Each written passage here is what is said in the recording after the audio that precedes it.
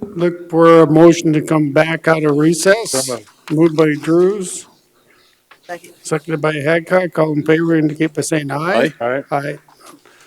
Recognize Shannon Rittenberger. He's got some stuff he wanted to go through. We have a couple property owners on the schedule that we found out are not going to come in, so we'll deal with those. We've got a couple other things, regular stuff we'll just as well deal with. Our first appointment is scheduled at 8:15, and we expect him to be here. But maybe we can get some of this stuff done ahead of time. I think you were just handed a couple of lists. We call them no change list and stip list. Essentially, they're the same thing. We provide you a list of properties where we have a recommendation for. We've talked to the owner. The owner is aware of that recommendation and has chosen not to appear before the board. It makes it quicker to deal with a list of properties rather than an appointment for each one. We've had this a couple of times, and we'll still have one later as we talk to more property owners. So I would ask that you make a motion to pass the recommendation to either change or not change per the spreadsheets we've presented. I'll go ahead and make that motion. Yes, These would be? what colored? Just have a couple properties on here. Could you make these smaller? I didn't do it. I can't even see it. I don't think where'd you get those? They're in front of me. In your Oh, box. I think that's the same thing I've got. Binders? Yeah. Right here. I don't think that's what he's talking about. No, I don't, This is I don't This have, thing. It's in your binder. if it is, I go way in the back. I I was. put it in all of their Oh, okay. binders. Where? I got them. The sheet, it looks like that. Okay, It should be this one. That's it? Yes. Oh, these, Yes. okay. Mine's colored. I got Oh. readers on and I can't even read. Yeah, me too. Me too. You should be proud of your commission office. They don't waste money on color copies. The assessor's office splurges and prints in color. gonna have to offset that with magnifying I was glasses. gonna say, We will try and fix that next year, or by next meeting. I'll try and do something. next meeting is next year. So your recommendation is to accept these with the changes? So, some are changes, some are a recommendation to not change the value, regardless to take our recommendation on the value on all these properties. Okay.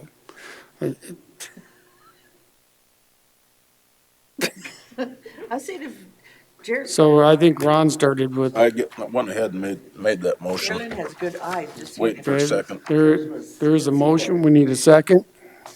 And the motion is what? To recommend or to approve the recommendation of the DOE on the properties listed on these charts. Okay. Well, I'll second. So I have a motion and a second. I have to admit, I cannot read any of them, so if there's any questions on it, I don't know. We'll fix that for the next Okay. meeting. And this is, Shannon, this is part of that, from our original list, you said we had about 600 appeals, and so this is where the staff has actually worked with them and Yes. and broke this down and got agreements, and everybody's okay with.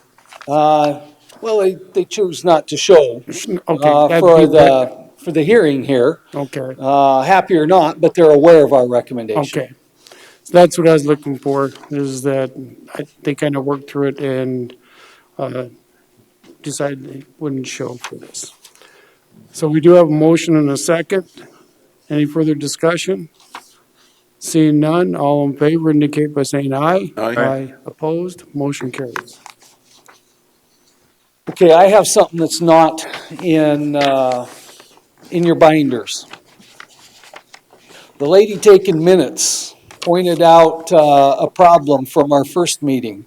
when we dealt with all of the exempt applications, my office provides you a list of all those that are applying for an exemption for the first time, all of those that have applied for an exemption in the past, the exempt applications that are late, and the exempt applications that I recommend that you deny, as well as a list of all of the properties that have applied for a partial exemption on the property.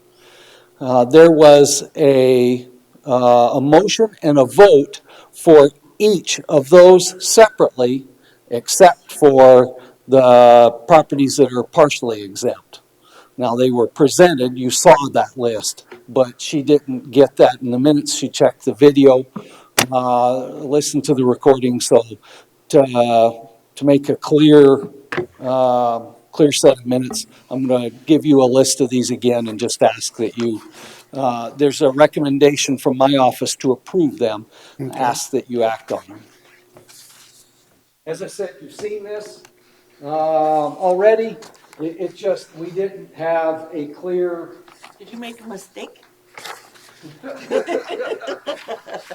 Come on, fess up to me. I provided them to the board. The board did not act on it. Because they weren't presented correctly? I don't care, I'm just teasing you, Shannon. This, again, I recommend that you approve all of these. The reason we split them up into separate lists is just so that you can see what properties have already been approved for exemption in the past, what ones are asking for it for the first time, and what ones are only partially exempt. There's no reason for that other than just so you can see what they are. Mr. Chair, There's still an application for exemption. Mr. Drews. I'd make a motion to approve the two-page list of partially exempt properties.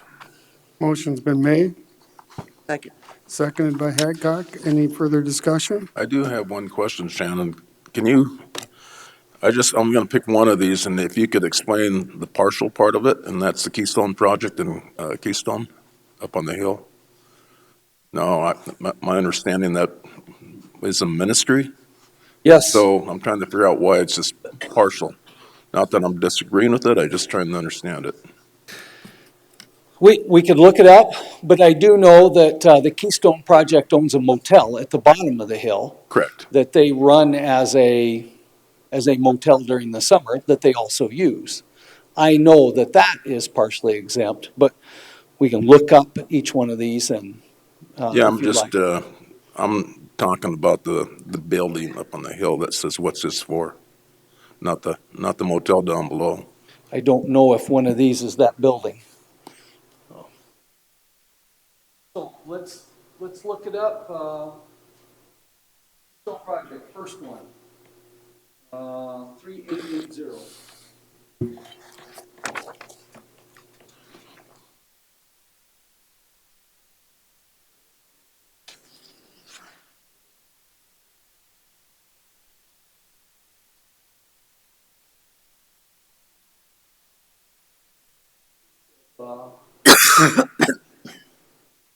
Land construction in progress. Go to, well, let's pick the next one. Project, 19657.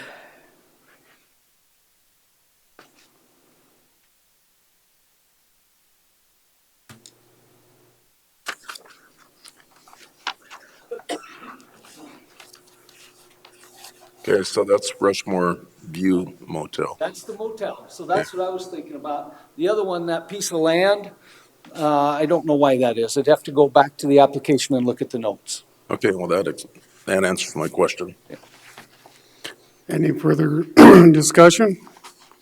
Seeing none, Mr. Drews. So the motel is partially exempt? Yeah, because they operate it as a regular motel for tourists through the summer, but they bring in people as part of their ministry. They train missionaries to go back to third world countries.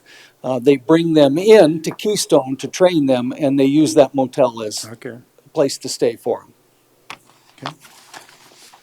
And they must do the training up on the hill at the other. Yes. Okay. Yep. Any further questions? Seeing none, all in favor indicate by saying aye. Aye. Aye. Opposed? Motion carries.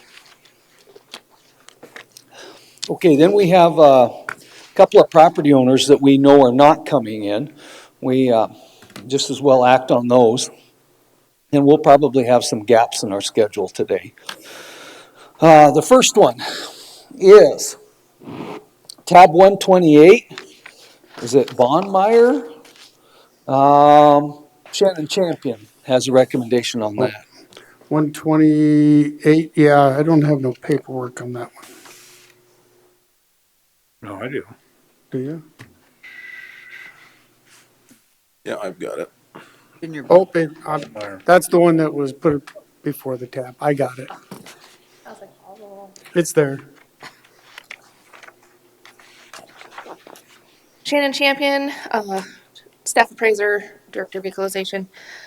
This is property ID 7417, owned by Michael Bondmeyer. This is Nice. located out Nemo Road, right before you hit the Meade County line on Pine Drive. This is a home built in 1983, sits on 4.21 acres. Exactly like its immediate neighbors. It is a 1,204 square foot home with a partial basement that is finished, a 3-bedroom and 2-bath. No inspection was done this year, despite the multiple attempts to contact the owner. I finally did get in contact with him just last week, and he is out of state and was not able to attend.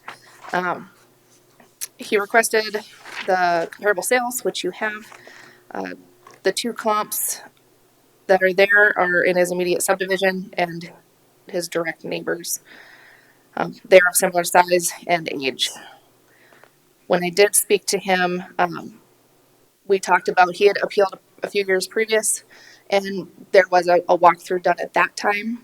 So I spoke to that appraiser and talked to the owner about some of the changes and things that had happened to the home.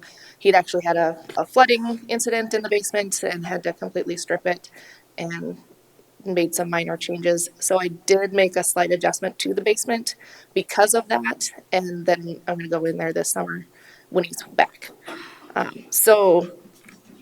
With that slight adjustment, my recommendation is the land stay at 183,200 and the structure going down to 244,500 for a total of 427,700. That'd be my motion. Moved by Hadcock, Second. seconded by Roskinek. Any Mr. Chair. discussion, Mr. Drews? So Shannon, is this owner occupied or is this a vacation? This is owner occupied. Okay, He's taking care of his mother right now in a different state. okay. Any further discussion? See none, all in favor indicate by saying aye. Aye. Aye. Opposed? Motion carries. Thank you. Then we get another one further down in the schedule, tab 136 is McClaws. Chelsea has a recommendation on that.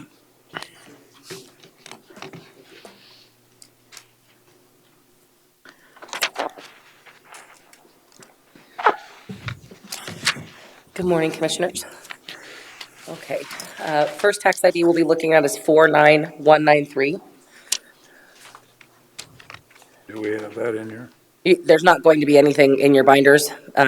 This is just a recommendation, sorry. Okay. So this is about 1,000 square foot parcel. We're gonna go ahead and recommend that it be flat valued. It would sell with another parcel directly across the street from it. So the map's not accurate. If you scroll out, the other parcel directly across the street is another 20 acres, which is kitty corner to it now. So my recommendation for this is a $500 value, just to flat value it. Say that again, Chelsea. My recommendation is to value this piece at $500. 500. Yes. Where's it at? This is north towards the Lawrence County line, kind of near the Rochford, Rochford, heading out Rochford area. This is right off of Alpine Acres subdivision. so that county line must be right to the north, Yeah. Yes. north or the north boundary of that parcel. Yes. I'll move approval on the 500. It's been moved for approval, I'll second that. seconded by Roskinick. And this is item 136. 136. Yes. Yes. And the motion is for setting it at $500. Correct. Okay. Any further discussion? Seeing none, all in favor indicate by saying aye. Aye. Opposed, motion carries. Years past, I did a lot of stuff for the Forest Service when they resurveyed the Black Hills, and we called those small tracks, or they called it Small Tracks Act, and, you know, they just kind of get created, you know, the result of platting and property lines and section lines, and that's, you know, that's about what they're worth. You know, they have some value, but there's really no utility except for the neighbors. Or a mailbox. We get it. Okay, next tax ID will be 41293. You also will not have this in your binders. Okay. There's four of them. Right. Under this item, line on the schedule. Okay. And you can go straight to the map on this one as well. And there's no number on this one, on our list? This is number 136 on your list. Oh, same. Yeah, same person. She Okay, has four properties. I thought you meant this was a different one. Oh, no, I do apologize. Sorry about that. No, that's okay. Thank you.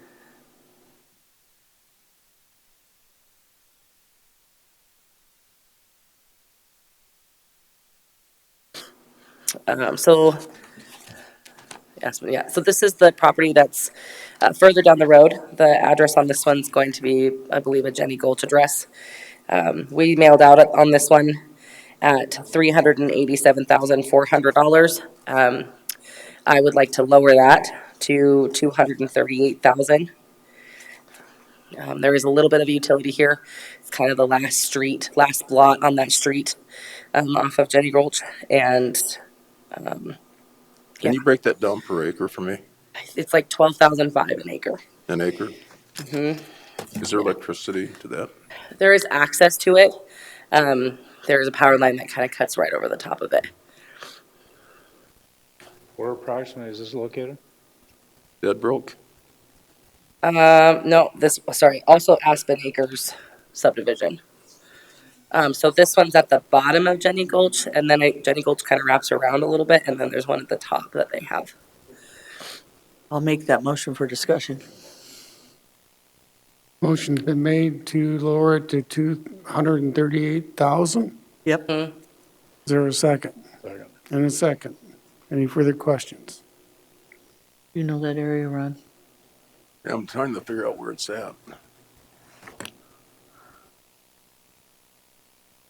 So what highway do you access that road off of? 385. Okay, is that north of Pactola? Yes. So this is north of Pactola, like you're going to Silver City. Kelly Gulch Road or something? Yeah. Is that what it says? Do you know that road, Ron? Yeah, I do know that 12.5 is probably really, you know, fair. Yeah, after the appeal with the Thompson Canyon gentleman, I kind of took a longer look at Rochford before I came here and decided that we might be a little aggressive on some of those parcels. Thank you, Chels. Okay. So if you go north, it's at Rochford to the north? Well, Rochford's going to be kind of to the, well, I guess west, northwest. What's north, right on the county line? It looks like there's a, Gotta be Rochford. Yeah, it's got to be Rochford. Yeah. oh, that's Alpine Acres, ain't it? Yes. Yeah. Okay, I know where it's at.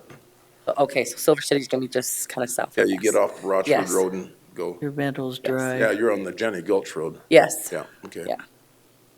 We do have Ron, is motion, that where they were doing the exploration?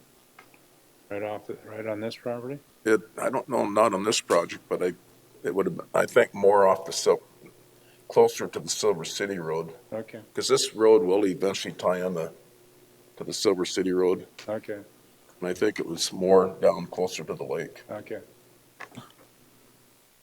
okay, we do have a motion and a second to change it to 239,000. 238. Oh, 238, sorry. 238,000. Any further discussion? Seeing none, all in favor indicate by saying aye. Aye. Aye. Opposed, motion carries. Thank Number you. 3.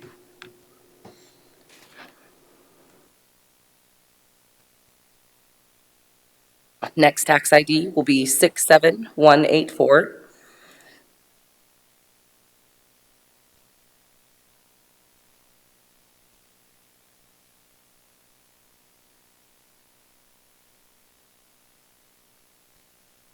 So this is just where we were looking, in that Rochford area. We mailed out at $430,300. I would like to lower that to 363,000. This is about a 25 acre parcel, that they purchased a couple years ago, 21, I believe, for 333,000. So what's that come out to per acre? Great question. I think it's 11,000. Give me just a second.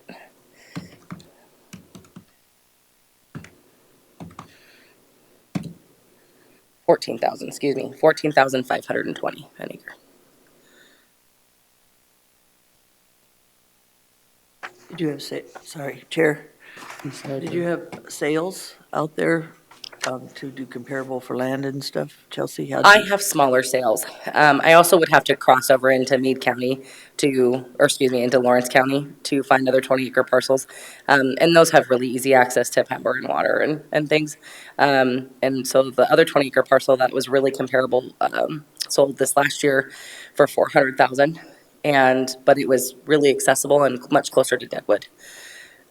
So I kind of felt like we were maybe just a hair too high in that regard. This one would cost a significant amount depending on where they put the project of a house, it would be, The infrastructure? yeah. So highest and best, I believe would still be a residential parcel. I just don't know that the cost would be worth it. Thank you. How many acres did you say, Chelsea? It's 24.38. Okay. I know there's 40 acres adjacent to our property. The for sale sign went up 3 weeks ago, and they're asking 20,000 an acre. It's not as good as this stuff, so Make the motion for the 363 on this parcel. I'll second. Motion by Hadcock, second by Roskinek to accept the evaluation and change to 363,000. Any further discussion? Seeing none, all in favor indicate by saying aye. Aye. Opposed, motion carries. Okay, last one. Tax ID 30920. Address on this property is 4521 West Chicago Street. This was a non-open market sale. They purchased this back in, I want to say, late summer, for 150,000. They are rehabbing the inside, so there's no kitchen, there's nothing like along those lines. So I lowered the value to be listed as basically under construction. So we mailed out at 222,600. I would like to lower it to 187,000. That'd be my motion. Moved by Hadcock, Second. seconded by Roskinek to adjust it to 108,000. 187, Yes. 000, 187. 187. 187, okay. Mr. Chair, Sir, the land will be 56,500. Structure will be 130,600 for the total of 187,100. Thank you, Joe. Thanks, Did you Joe. get that, Geraldine? Geraldine, you got that? Okay, just, any further discussion? Seeing none, all in favor indicate by saying aye. Aye. Opposed, motion carries. Thank you. Thanks, Chelsea. Our first appointment, tab 126 in your binder, is Joshua Redleaf. His appointment was at 8:15. We're past that. We thought he was going to be here, but evidently not. Again, Chelsea, that's yours. Chelsea has been in contact with the property owner. Property owner said he had an appraisal, but we haven't got it. What's your recommendation on this? My recommendation is no change, and that we uphold the 2024 assessed value. Land at, for a total of 242,800, land at 32,900, and structures at 209,900. That'd be my motion. Second. Moved by Haggard, seconded by Drews. Chelsea, I do have some questions because I recognize this property. Yeah. It's right on the corner on Haynes and Sitting Bull. Yes. And so, I was seeing, do we know when this was purchased? Last year, we had a building permit for it last year that when we added the house to it. So it's just been added. Okay, so there was a building permit to do some improvements and so forth. Correct, yes. Okay, that answers my questions because I was looking at the assessment and I'm kind of going, I think it needed a little more work. But now that it must have been the internals because there was some siding that needed to be done and so. Yep, so with these governor's homes, we understand that they have to be brought in. And so we pretty much do that at the end of the year anyways, just to make sure all that stuff gets buttoned up so that we can accurately assess for the coming year. Okay, I'm good with it. I just. This was a governor's home? It's a governor's home, yes. Yeah. Yep. Okay, we do have a motion on the floor for land at 32.9, building at 197,100 for a total of 230,000. 242, so it'd be Oh, I'm sorry. 32,009, yep. 209,900 for structures, 242,800. That was for the total. local board, so, Yep. yeah, 32.9 for land, structure 209,900 for a total of 242,800. Yes, sir. Any further discussions? Seeing none, all in favor indicate by saying aye. Aye. Opposed, motion carries. Thank you. Our next appointment's scheduled at 9 o'clock, so I guess we got a break until they come in. And then we're looking at, 10 o'clock? Be willing to bet Pat Vidal's coming in. We got some gaps in the schedule. I'm sure it's gonna get filled up. But, so, the next one's 129 at 9 o'clock. Yes. That's Tisha and Jace. Sure.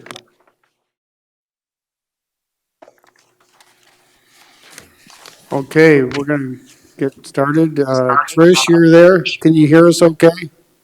Yes, I can. Okay, I'm gonna let Chelsea speak and then I'll come to you, okay? Thank you. Good morning, Commissioners. We're going to be discussing, Chelsea Willett with Department of Equalization, here to discuss tax ID 7240, located at 218 Fifth Avenue in Wall, South Dakota, slightly northeast of Wall Drug. The structure is a roughly 1,600 square foot home with 2 bedrooms, 1 bathroom, built in 1954 of average quality construction. The homeowner's concern is in regards to the percent change. The reason for this change is because of the attached garage being converted to living. The previous square footage is 1,000 square feet and is now roughly about 1,600 square feet, which I believe now makes the home a 3-bedroom, 2-bath. We'll have to confirm.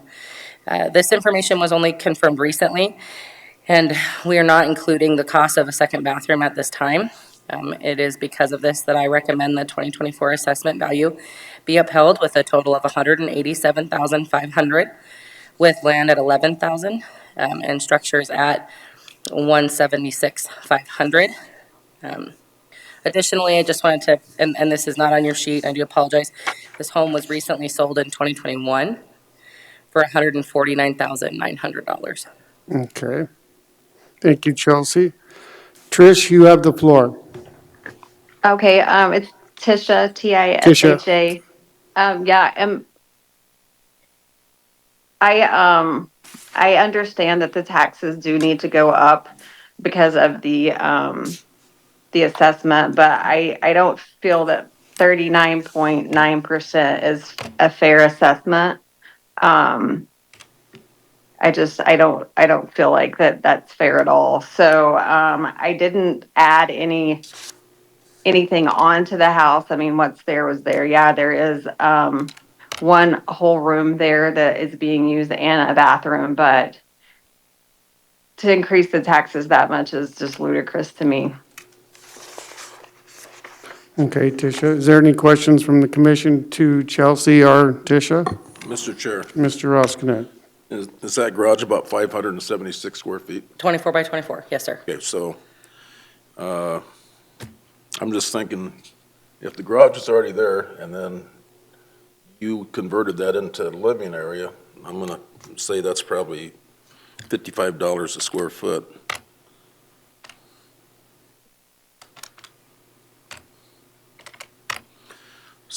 I mean, just using 55, I mean, that's just rough, that's like 31,750.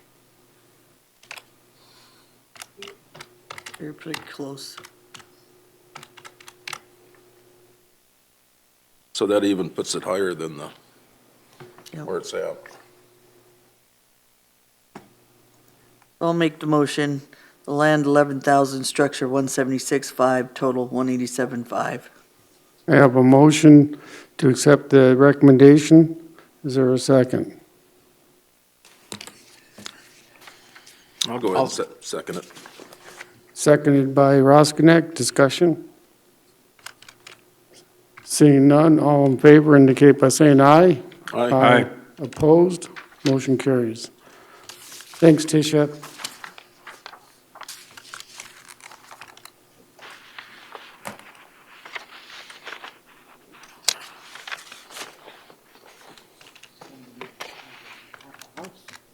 That was Shearer at 9 o'clock. Our next appointment is Pat Vidal at 10 o'clock.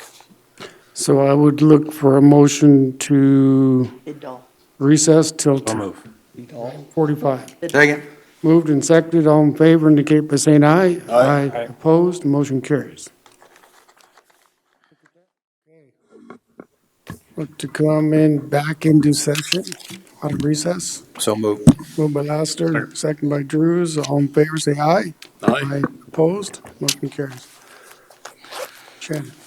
Tab 137 in your binder is Dan and Nancy Evangelisto. We're still waiting for the 10 o'clock appointment, but we can do this one, and then they don't have to wait. There we go. So you see the property, a picture of the property in question here. This is an appeal on the Summer Creek Inn property owned by Dan and Nancy Evangelisto. The issue of the appeal is the owner-occupied classification of the inn property. Although I do have a recommendation to change the value, and I want to, and I'll say this again when I'm done, but I want you to be aware that I'm recommending a value reduction from $1,838,400 to $1,595,400, along with a recommendation of 44% owner occupied on it. But that value reduction that's separate from the owner occupied issue. The Evangelistos have allowed us to look at the property and remeasure, and through that process, we've made some corrections in the total living area, the size of the property, and that's the reason for the change in the value. Go ahead. So Shannon, Oh, that doesn't, no, I'm sorry, Travis. I was asking, I wanted a clarification, and maybe that's what you were gonna ask there too. I've got different numbers from what you said. The 150, 1,595,400 was last year's. The one that I see that you have here is 1,697,800. I just want to make sure we got our numbers correct because I see one written down versus what you just stated. Tell me what you just said. When you were just giving your presentation, you had a reduction and you wanted to place it at 1,595,400, but that was last year's value. What I see on my paper is your recommendation was 1,697,800. Yes, I apologize. I just wanted to get Yeah, clarification. when I took my notes, I took the wrong number off Okay. that page. I you. apologize. Was that your question, Garrett? Okay. Yeah, Thanks for getting that cleared up, so that your recommendations are the ones, okay. yeah. And I'll state it again when I get to the end. So as I was saying, we've remeasured the property. We found some corrections that we want to make. I think there's still an argument about the size of the property. Trevor was just out there a few days ago, remeasured. We've had different drawings from the property owners. If we disagree, as far as we can tell, we've changed some sizes of the floors, but overall, we're about 35 square feet overall on the entire building, less than what property owners are telling us. So I'm confident enough in our overall size. As to the owner occupied, the property owners are appealing the owner occupied classification on the property. The property is currently classed 44% owner occupied. I have provided a copy of the statute. You've got that in your binder. The statute allows an owner occupied classification for a single family dwelling, which I've highlighted. Now, of course, property can only be owner occupied if it's the principal residence of the property owner, and you can only have one property that you claim is owner occupied. And then not arguing that, the owners of the property live there, and I don't know that they have any other property classed owner occupied. The argument is over whether this is a single family dwelling, which the statute requires a single family dwelling to be owner occupied. Now, my office allows a partial owner occupied on a commercial property for that part that the owners occupy as their primary residence. And that's why I'm saying 44%. This is not a single family dwelling, but there's part of it that is their living area and that is not business. And at least Pennington County does that. The statute, if you read down towards the bottom, the last couple of sentences there, says if a single family dwelling is occupied 50% or more, then the entire building is classed owner occupied. So I am telling you that this can't be 100% owner occupied because that only applies to a single family dwelling if the owner occupies 50% or more, and this is not. So it can't be classed entirely owner occupied. The subject property is an inn, that's obvious. I've provided you a copy of just a simple print from the website. I think all of you are familiar with the property. It's advertised and operated as an inn. I've provided a copy of zoning for Pennington County. Pennington County calls the property a specialty resort. That's just whatever zoning classification Pennington County has. But it's currently, in fact, this was dated just November of last year, that it is operating as a specialty resort. I've also included a copy of the state license. The property is licensed and inspected by the state as an inn property, and it's obviously operated as that. No other property similar to it is 100% owner occupied. Now, the property owners in the past have mentioned several other properties, and I printed assessment notices for 3 of them and provided those to you. One property it's owned in an LLC. It's called Confluence of Spring and Palmer Creek. It's a property that has 2 dwellings on it.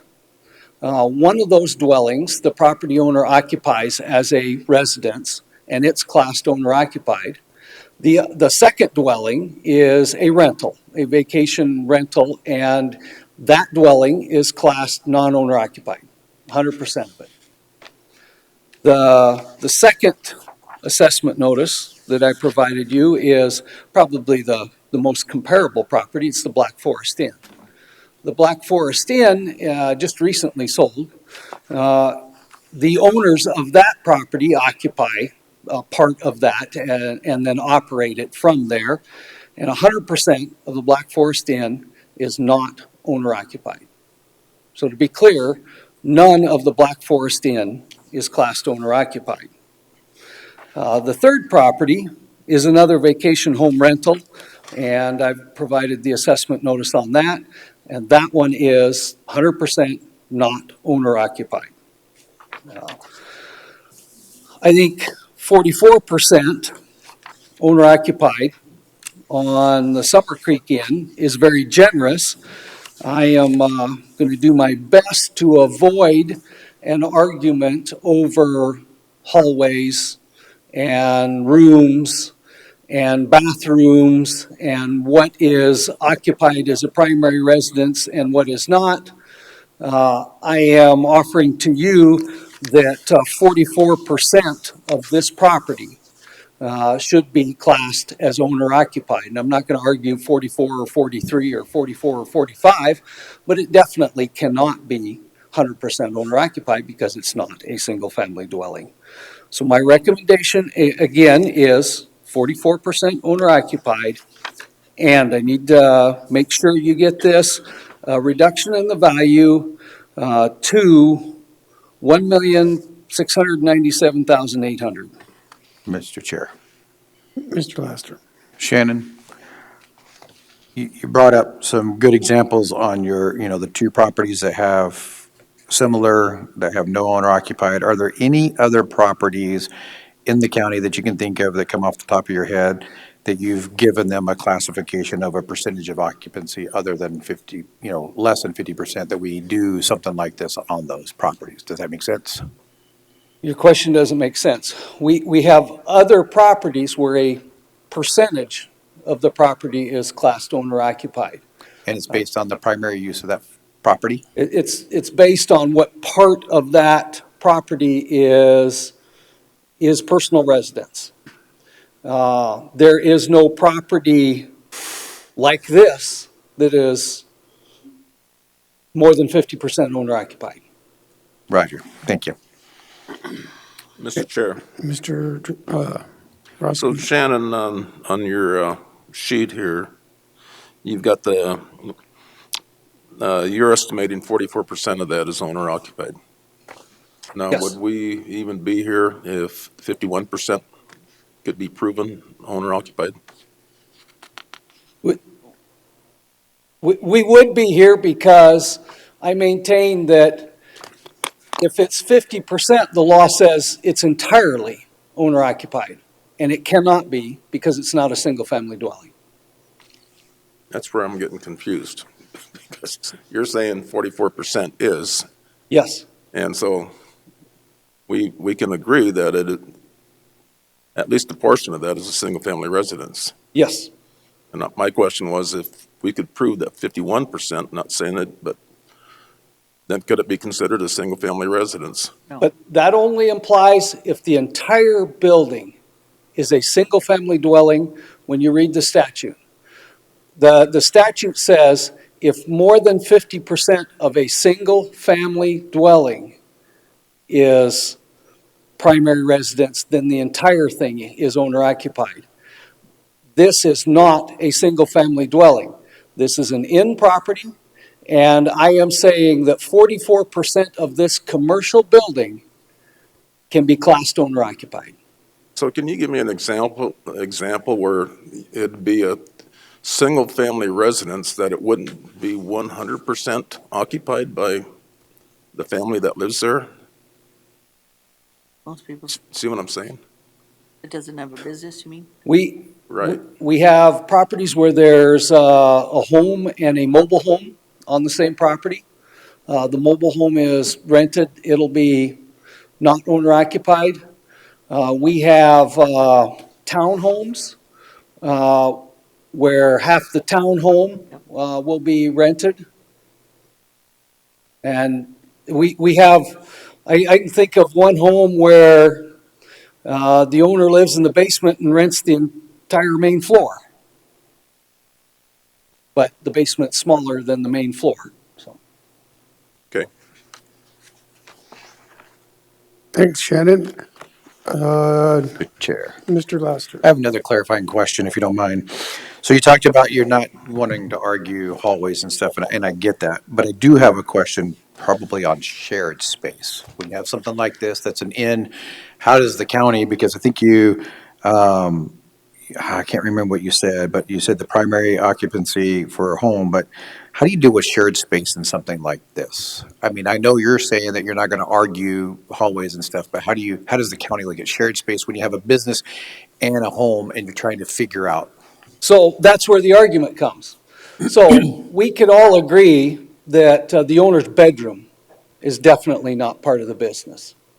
And there is a garage here that's not part of the business. And there's a bathroom, maybe, that the owners use that the customers don't. And we would have much less than 44%. So I think I'm being very generous when I have estimated 44% to allow for some of that shared space. Okay. We're very Thank you. generous. Agreed. Dan or Nancy, is there anything, did you want to come up and explain your packet that you? I'll give you a chance to explain your side before I go to the board. Good morning. Good morning. Dan and Nancy Evangelisto. So we provided a packet of information, and the first part of that information was 9 points of codified law that we pulled directly from. The first discrepancy that we found was, and what Shannon was just saying, in comparing us to Double Diamond. They operate exactly the same as us. There are two buildings on that property, one that was just built a few years ago, and that is 100% rental. The property that we're referring to in this information is their residence, which they also have rentals from, and have since the day they built that, just like ours. They have consistently had that property residential because it is their home, their primary residence, but they also rent rooms out of that and have for years. And to this day, that property is still listed as residential. Residential owner occupied. Our property, even though when we built, have not changed use, have not changed owners. In the beginning was residential, owner occupied, 100%. As you can see from the information that I gave you, those graphs, ours jumps around every year. It's something different from owner occupied, non-owner occupied, partial owner occupied, and we're saying it's right in codified law. We've provided you all of the positions where in codified law it says it shouldn't change. Is that number 8? 9, excuse me, on that sheet. Excuse me, 8 and 9 both pertain to us being, it can't be changed once you are, unless we sell, change use, and we haven't done any of those things. A hotel, he's got us listed as a hotel, a resort, and it specifically says 10 Rooms or more. more than 10 rooms. We are less than 10 rooms. 10 or more. No, I got it right here. More than 10. More than 10 units. Where's that It's at? not 10 or more. Where's that at? Number 9 on that list that I gave you, Gotcha. it very clearly defines what a hotel, motel, lodge, or resort is. That's, Classified under specialty resort when you went to the planning department, so that was commercial, so. pardon me? I couldn't hear you. Chair, so what is your property zoned? Is it low? PUD, Okay, and that means planned unit development, right? right? Okay, and then you're called a specialty resort. That's what your PUD's under. Am I correct? No, What is it under? our license, No, what is it, our license what is, is your PUD under? it's a planned unit development. I'm not, understand. Which they used a PUD as a planned It unit was a condition, development, it was a conditional use, right? and then it went PUD. As a specialty resort. Remember, because you did weddings, you do all kinds of Always stuff. done weddings, and Right. actually, I need to clarify that. The weddings is not what we're talking about here. The weddings is on a totally different property. That is not our residence. Okay, I'm going to resi- disagree with some of what you're saying. I also been in your property before, not only the Tentary, but this is a bed and breakfast. And I appreciate how beautiful you keep your properties. I've always said that. But even your PUD, when you read through your PUD, it's a specialty resort. That's what they put it under, so. In that PUD, it also says it requires us to live on site. Okay. This is our primary residence. This is our home. But it's We not are a only single seasonal. family. Pardon me? It's not a single family home. It's got to be It existent absolutely is our single-family home. It's our primary residence, Deb. with a PUD on it, which you use for Okay, bed but and that's no breakfast. different, and that's no different. Ma'am, I'm going to disagree, so thank you. Okay, Okay. so, and bottom line, I mean, you given the evidence to us, and we've read through this. I'm sorry, I can't hear you. You've given us the packet, and we have read through this, and your main concern, from my understanding from reading through this, is you feel that over 50% of the property should be residential. Correct. So is that what your request is? Yes. Is there any Correct. more questions for? Mr. Chair. And we also had some discrepancy. We asked that Shannon, we had Trevor out to measure, and we wanted to get clarification on all of the measurements. And when he was out, he said he was out to measure third floor only, and that Shannon needed to address the areas that were owner occupied. Okay. And then when I emailed him, he said that it would be addressed here. So that's why we provided the packet of what the county's saying, or Shannon's saying is owner occupied, non-owner occupied, and we provided the actual measurements of, and a graph, the drawing of what we say. I agree. I'll go to Ron here in a minute, but So I'm looking at the Department of Revenue owner occupied classification dated December 2022. I'm looking at page 3, but I'm going to slip over to page 4. And this is where it gets confusing, and that's why I asked if over 50 or 51%, the entire dwelling would be classified as owner occupied, because they have highlighted if the owner of a dwelling, it does not say single-family residence, it says dwelling. So we can interpret it a dwelling. We could all do it different, but it does not say single-family residence, it says Correct. dwelling. So that building is a dwelling to me. The question is 50% of it owner occupied?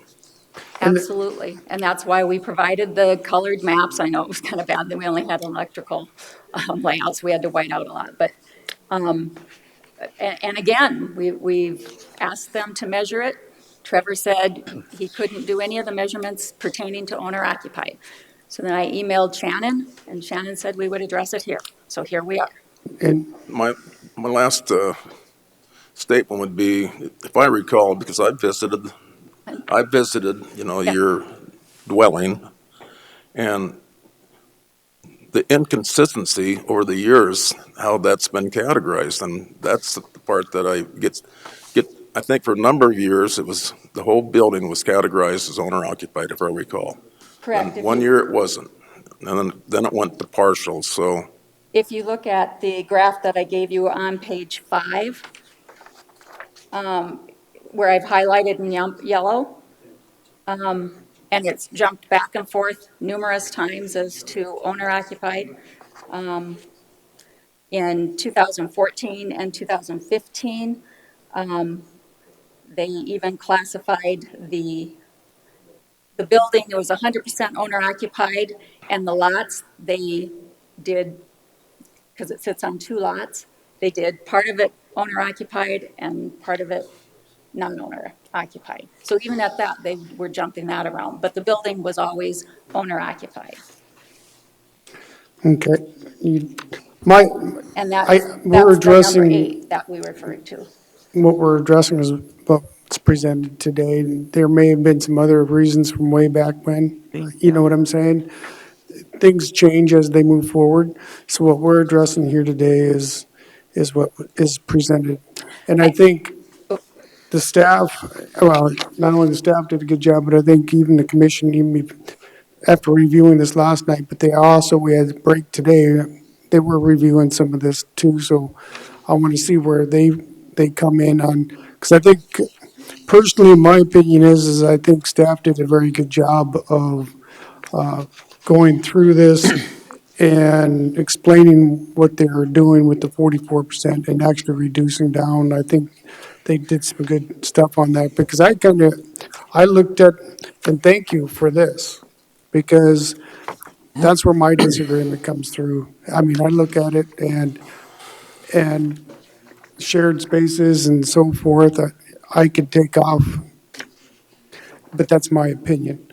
Yeah. You know, I'm not gonna sit here and, as they say, hash through what is, what isn't, I'm not gonna do that, but I see some discrepancy. When he said 44%, I totally myself agree with that. I think that's generous. And one of my points also is, do we even need to go there? Because number 8, the codified law says from 2008 till, I don't know, 16, 14. 17, it changed. It was owner occupied from the get-go, and by that codified law, by that statement, they're not supposed to change.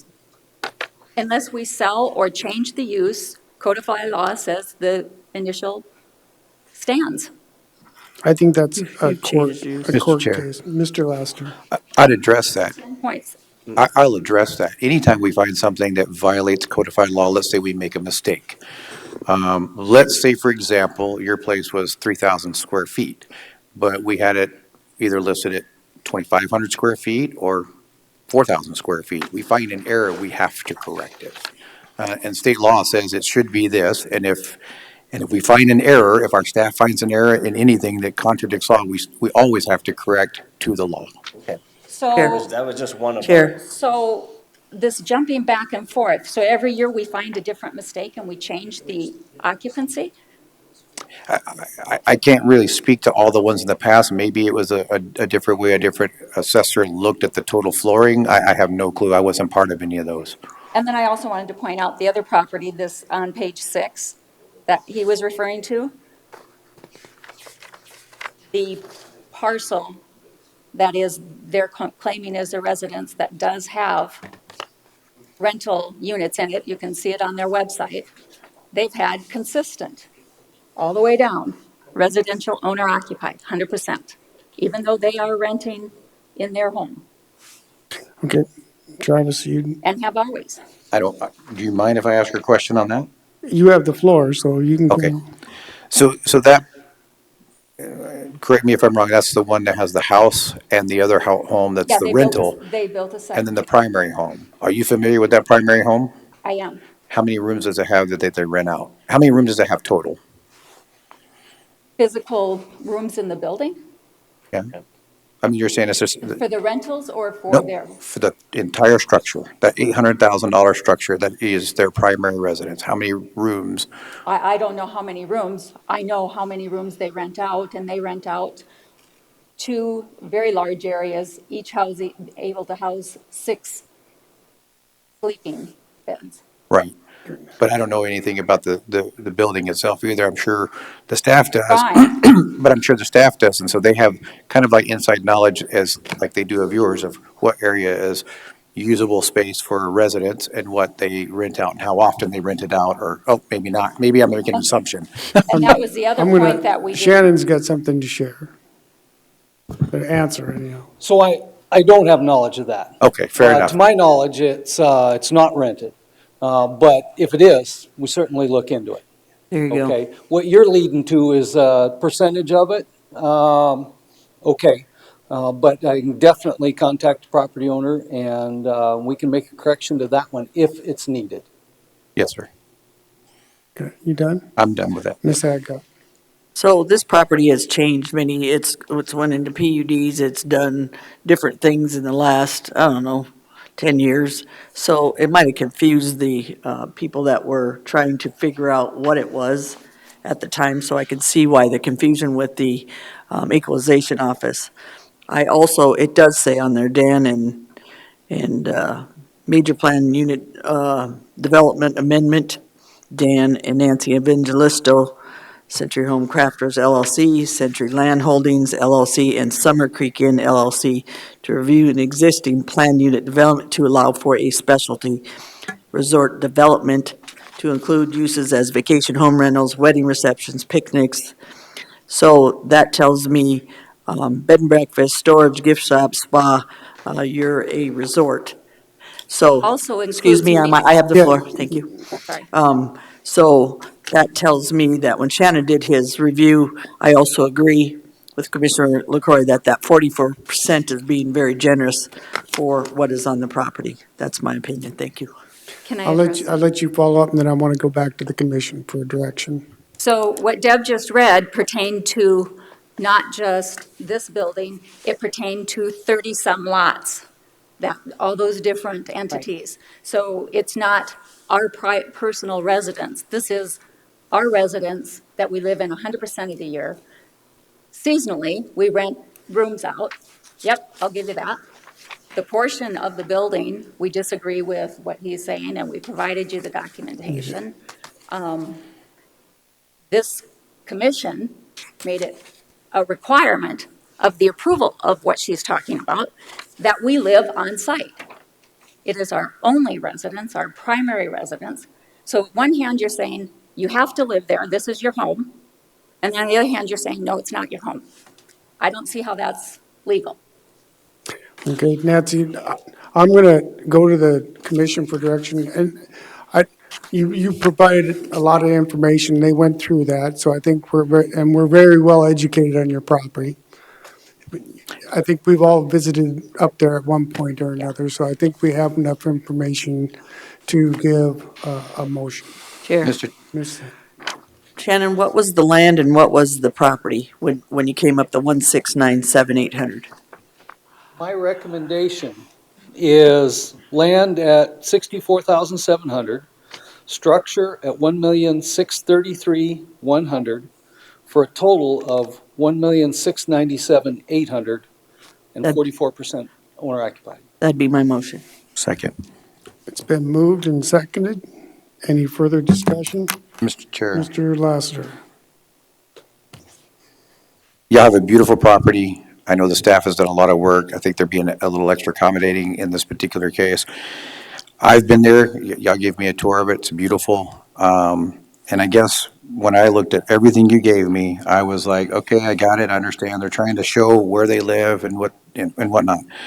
But I also know that your property is a bed and breakfast, which requires you to serve, create food and all that, and you don't have that marked on here. And then I know whenever we got toured, you showed me where the kitchen was and where you prepare the meals for the bed and breakfast.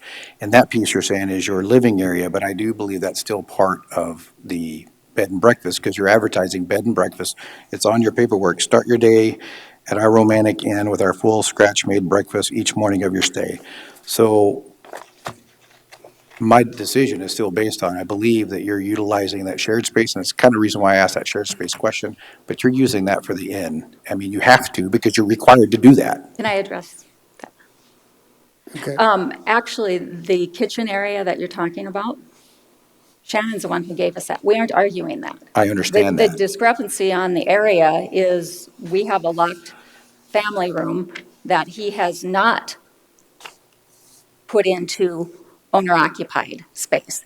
Guests do not have any access to that area. That's why we marked it on there.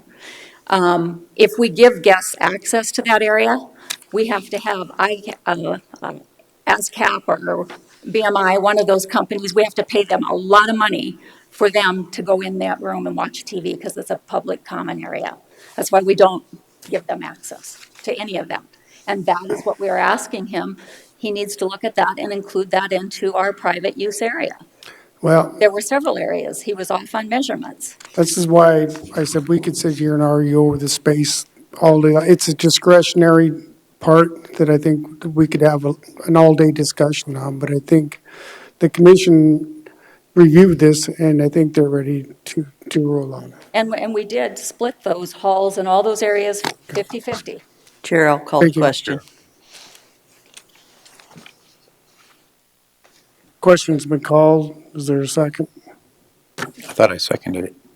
You seconded it? Okay, I didn't hear it. Oh, you mean calling the question? You You need a called the second. question. Second, yeah. So we get a second. No discussion on it. All in favor of calling the question? Aye. Aye. No. Okay. Motion carries 3-2 with Roskinek no and Drews no. Yep. Okay. So now we go to the motion on the floor, which is land at 64,700, structure at 1,633,100 for a total of 1,697,800. That is the motion on the floor. All in favor indicate by saying aye. Aye. Aye. Opposed? No. Motion carries. One no? Was that motion just for the value adjustment, or you didn't mention? That's the- egg status? Oh, sorry. The motion on the floor includes that 44% owner occupied. Nay. So you're saying no? So motion carries with 3 ayes and 2 noes. One from Mr. Drew and Mr. Roskinek. Thank you.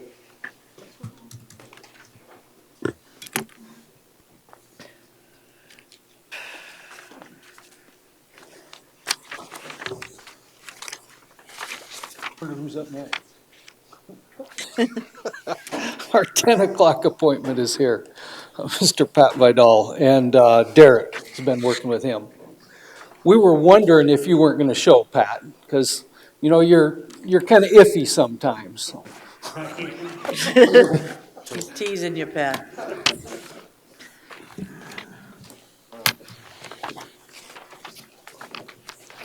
Pat, when are you going to retire?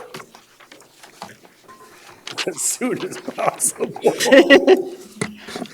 I'd argue he is partially retired. That's why we're looking at his house. All right. We have Derek. Good morning, Board. My name is Derek Dalen. I'm an appraiser with Pennington County Equalization. The subject property we are talking about has a tax ID of 47396, physical address of 3926 Forest Park Circle. Subject property is within Rapid City limits. It's in the southwest corner of town, just west of the Corral Drive Elementary and Southwest Middle Schools. And I am recommending that the original 2024 assessed value of $751,800 be upheld.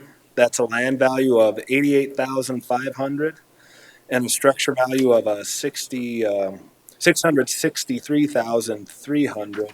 Again, for a total of $751,800. And just a little background about the percent change for this property. Last year in 2023, this property was appealed to the Rapid City Local Board of Equalization. They recommended a value of $631,200. Their value was not appealed to the County Board of Equalization. So similar to other properties that were appealed last year, On the initial assessment notice that Mr. Vidal received, it did not have the local board recommendation of 631,200. It did have the initial, I'll call it pre-appeal value for 2023. Bottom line is the amount that was used to determine what Mr. Vidal owes in property taxes for this year. The correct 631,200 was used. I know there's been some confusion about that on our end from our office and property owners. Then another consideration because of that and how our assessment notices are printed, the actual percent change from his value from last year to this year was actually 19.11%. And then this year, Mr. Vidal, he appealed his property again to the Rapid City Local Board, and they recommended a value of $697,900.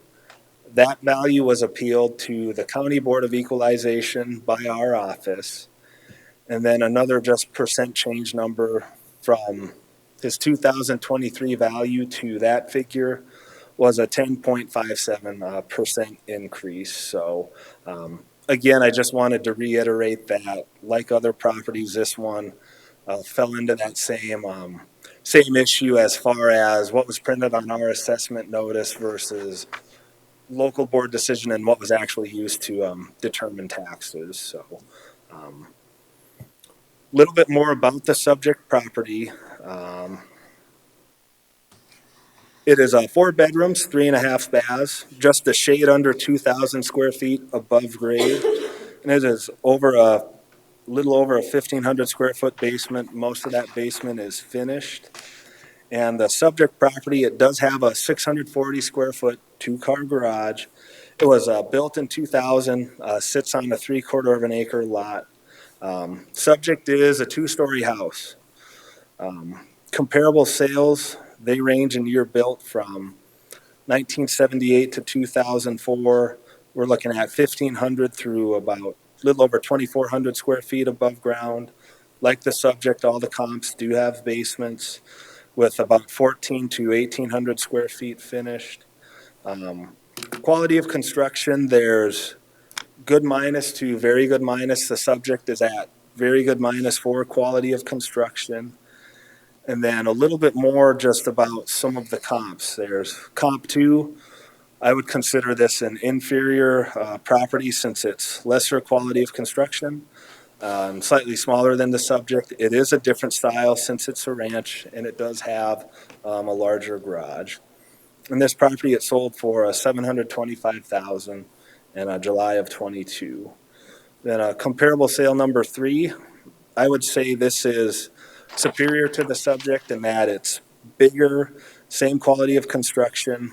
However, it is older and in lesser condition than the subject, but it does have a 2-car garage like the subject as well. And it sold for $825,000 in February of 2022. And I did meet with Pat earlier this week to go over information that he used to support his local board value and the decision they made. And Pat, he does his homework. He had comparable sales. And then he looked at assessed values with those comparable sales. And with that, he came up with some adjustments to those assessed values or adjustments based off of those assessed values to arrive at the 697,900. Or at least that's my understanding of it. I'm sure Pat will elaborate. Mr. Vidal will.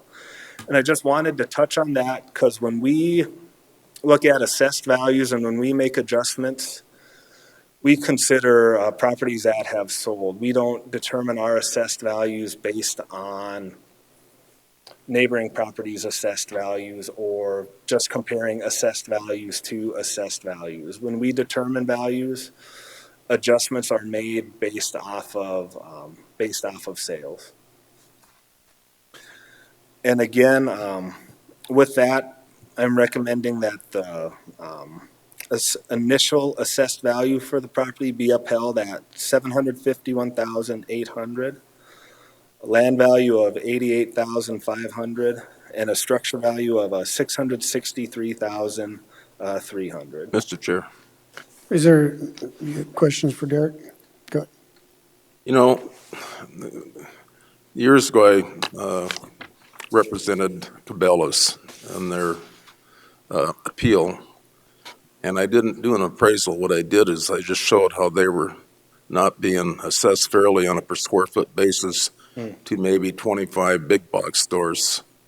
And that appeal was, the commission at that time recommended it. So there is that equity component that I think we really need to look at. And if Pat's got a good solid case where other properties are being assessed lower than what he is, then to me, I look at that.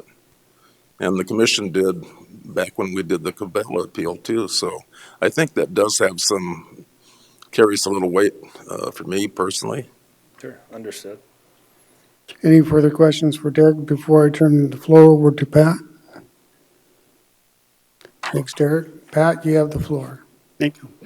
My name is Pat Vidal, and yes, I'm appealing the value equalization is put on this house. Or, with respect to what Mr. Roskinek just said, there's a little pamphlet that's floating around that says specifically that you have grounds for appeal if your house is assessed higher than other comparables. And that's why I am appealing this, because compared to the other comparables, I think it is being assessed too high. Now, with respect to equalizations comparables, the one thing I want to point out is that 4 of 5 of these comparables are one-story houses. They're one-story ranch-style houses. Those type of houses cost more to build per square foot just because of they don't get to share the roof or the foundation or the land requirement that multiple story houses do. So a one-story house costs more than a two-story house. And you can see that on their numbers. You look at their numbers per square foot. The lowest number is the two-story house. The comparable that has the two-story house, that has the lowest number. So I think with respect to that, their comparables are unfairly high. You should be using, to the maximum extent you can, two-story houses for comparables. When my house was appraised when I bought it, every comparable was a two-story house. So please keep that in mind. You will note, if you take the value that he has, okay, what did I do with your thing? I think he has a TLA value of $348.39 for comp 3, which is the two-story comparable. You multiply that by my 1,992 square feet of total living area, you come up with really close to what I am asking for an assessed value.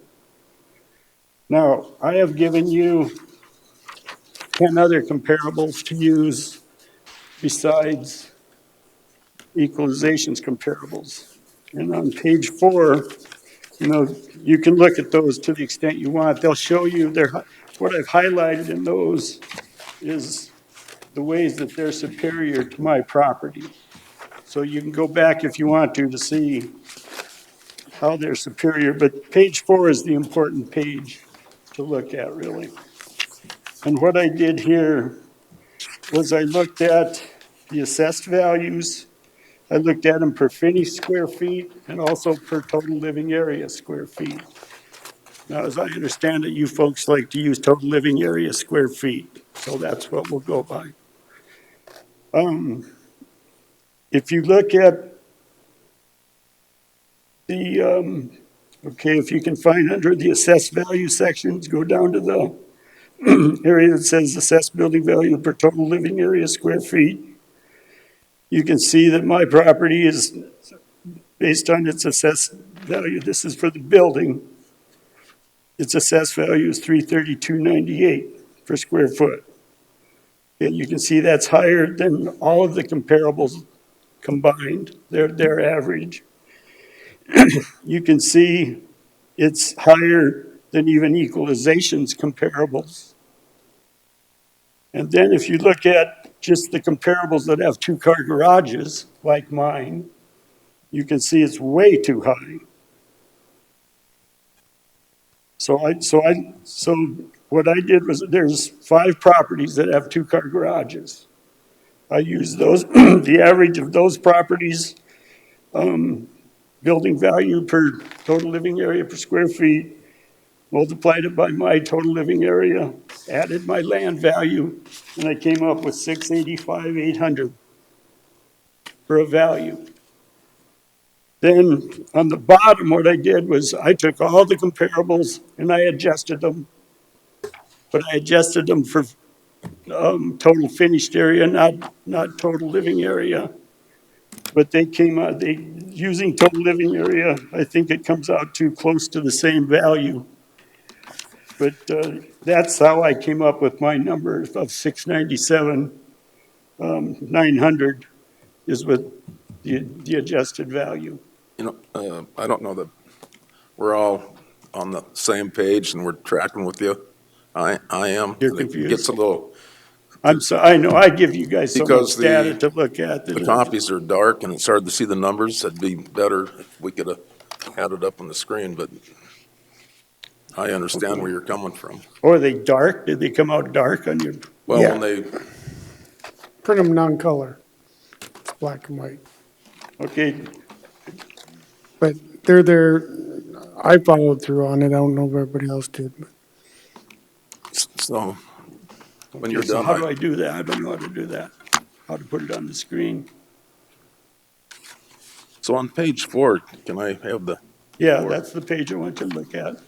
okay, so on that column way to the left where it says features, then down where you got it highlighted, you've got 332.98. Now, can you explain what that number is, Pat, That is, on the subject that property? is equalization's assessed building value for my property Okay, divided by my total living area square feet. 332, okay.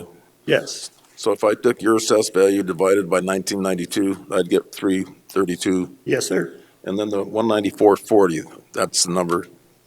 That's divided by my, what I call finished square feet is my, the total living area plus the finished part of my basement. Okay, With these houses, the basement is considered living area. I live in my basement. That's where the TV is. That's where, there's bedrooms, there's bathrooms, there's, everything's finished. And they're finished just as nicely as the upstairs. And that's the case with, I suspect, with all of these comparables of so this then if price we range. move to the third column where it says all, comparables average. That's the average of the 15 comparables. So you're saying the average floor area above grade is $316 a square foot, Yes, which is, and you're saying that that is lower than your 332. yes, Okay, just want to make sure. that's okay. Put a No, I lot of want work you to into this. understand this.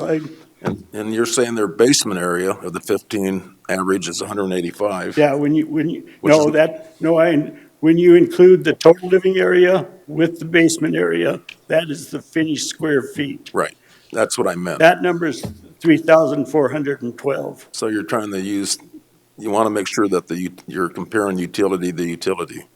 Yes, Okay. Then the next column, equalization's comparable average, 326 and 179 for the lower, or the finished basement. yes. Chair. are you done, Ron? And Yeah, I then- just wanted to, And then the final column is the numbers for the houses that just have two-car garages, like mine. Right. Because neither the total living area nor the total finished area take into account the garage. And some of, in the case of equalizations comparables, 3 of them had 3-car garages. My house only has a two-car garage, so naturally their numbers are gonna be higher than they should be, if you're looking at comparing them to a two-car garage house. Okay, so you're done, Pat? Oh, sorry. Yeah. Ron, Ms. Hadcock. So I think Derek's pretty spot on with the land you had about 88.5, which on the other comp is like 122 for 2 acres. So your land's actually, you're comping a lot of these for 1 acre when you have two.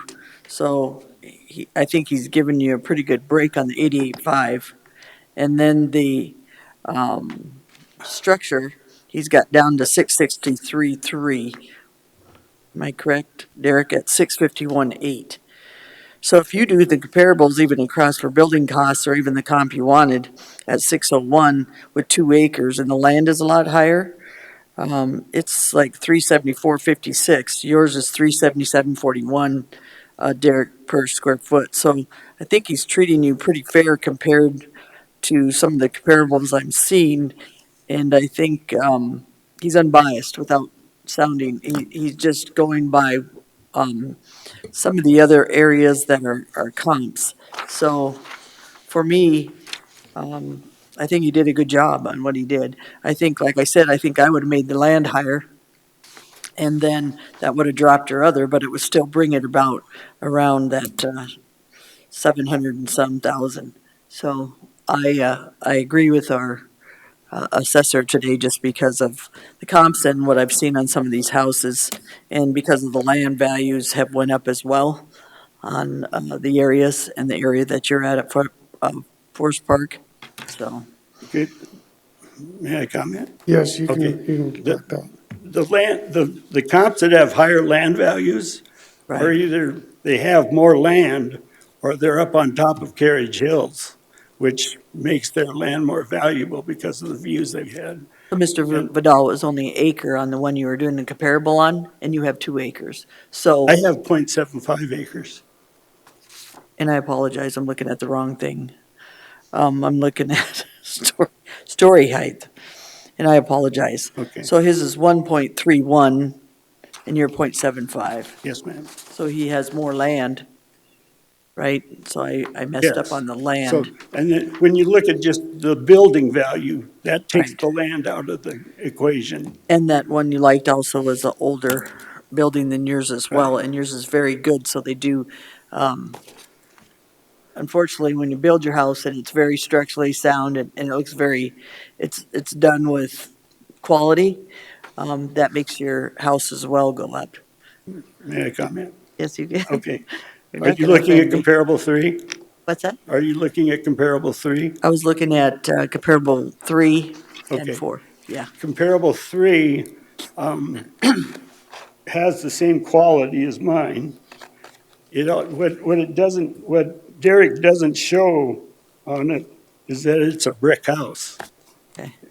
It's brick veneer. That alone increases its value way above mine. Thank you. And so I'd ask you, I understand it's an older house, but I would think that that brick veneer offsets the age. Thank you, Mr. And Vidal. that's what I do with the adjustments that I make down below. So Derek, tell me, you've listened to Mr. Vidal, what are the comparables and he showed comparables. Do you have any comeback or questions or anything about Mr. Vidal and what he's saying on his property? We're right, yeah, a little bit more about the comparables. And I know he made a comment on his house, obviously, it's a two-story house. And as far as comp three, I mean, that's why I mentioned it as a superior comparable. It's bigger, same quality of construction, and that side of things. So with two-story houses, and Mr. Vidal even mentioned when his house was appraised, they compared to 2 stories. Two-story houses, when you get to this quality, they tend to be bigger, even higher quality of construction. And so that's one of the things that I considered when I looked at comparable sales. For us, there's various stages of quality, good, very good, and excellent, where once you get up to two-story houses that are above 2,000 square feet, you start pushing that very good and excellent quality homes. And with that, I didn't want to compare Mr. Vidal to those higher end homes where you're going to start seeing even higher per square foot values. Right. That's why I looked at the comparables I did and the consideration that I made versus I wanted to sacrifice style of home for more similar quality. Any other questions? Mr. Chair, You done, Deb? Mr. so Roskinek? the way I look at a two-story home is the same way I look at a two-story commercial building. If that building doesn't have an elevator, then you've really limited the utility because you've basically eliminated ADA folks that need to have access to that second level, whether it be a second level or a basement. So Stretching it. my rule of thumb on basements and second levels is that they would normally have a contributory value of one half of that main level, which is accessible to everybody because you don't have the steps and whatnot. And I think one of the things that Pat brought up, and I think he has every right to appeal just based on how the other properties in his neighborhood are being assessed compared to his assessed value. And he's shown us that on a per square foot basis, a very detailed 15 sales. So I'm going to take that into consideration today. Any other comments? No, Chair, I'll make a motion. Ms. Hadcock? The 88,500 for the land, 663,3 for a total of 651,8. I think Derek's being pretty generous.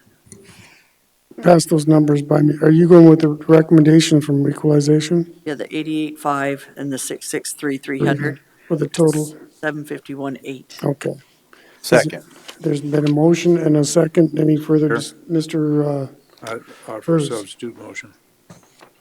I would go with the local board numbers, the land 88.5, structure 609,400, total is 697,900. I'll second that. So substitute motion and seconded for the numbers from the local board. Any further discussion? Mr. Chair, Mr. Hughes? I don't know if that's exactly the right number, but I agree with Mr. Vidal's arguments on this. I think that, this is probably more appropriate than the 751. That just seems to be a enormous jump for me. So the motion is on the substitute now? Yes, Okay. that's what's on the floor is the substitute motion. There's still discussions. I'll make one comment. Patrick, I struggle with that one. I really do. And the reason why is because I've done some work up in that area quite a bit. And I think that's probably a fair market value. And, you're very good at what you do with these numbers and present a good case, but it all comes down to what a buyer is going to pay for the property. And I think most of the sales up there that are showing that, show that. But that's what I struggle with, because I've been up there quite a bit. And I know a lot of times when we're sitting here and we're looking at pictures and we look at these numbers, you're very good at your numbers and you did very good research and so forth, but it all comes down to me, when the assessors do their job, that they go by the sales, not by the assessed property. And to be equal with everybody around that area. I know you've been here before and we talked about the land and so I'm just telling you where I'm at right now. I'm struggling with that. I'll give you one last plea to make. I would ask you to recognize my house is the smallest house in that neighborhood Okay. per square foot or on a square foot basis. So I know there's more valuable houses there. Yeah. And I'm using those houses' values per square foot to determine my properties, which is what I think a buyer would do. Okay. And that's how I came up with my numbers. Okay. Thank you, Pat. We do have a motion on the floor to go with the local board's numbers, which is 88,500 structure, or for land, 609,400 for structure, total of 697,900. Mr. Chair, Mr. I Ruskin. just want Pat to, earlier in the presentation, Pat, you mentioned that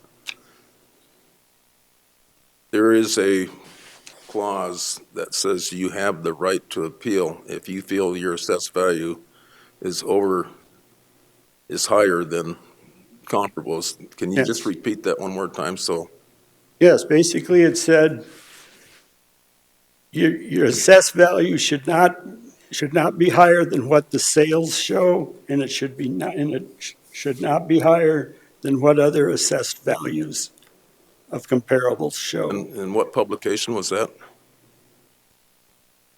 It's something I picked up at the city hearing. Okay. It's a little magazine they have that talks about the appeal process. Chair, I have one more question.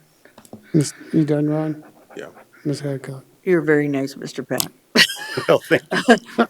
So are But you. it's very hard to say or try to do the comparables, because when you're nice and you're trying to make a difference and you've done all that work, it's, and I respect that. But I was gonna ask Derek, do you have any sales of this area in comparables on his, or, I do.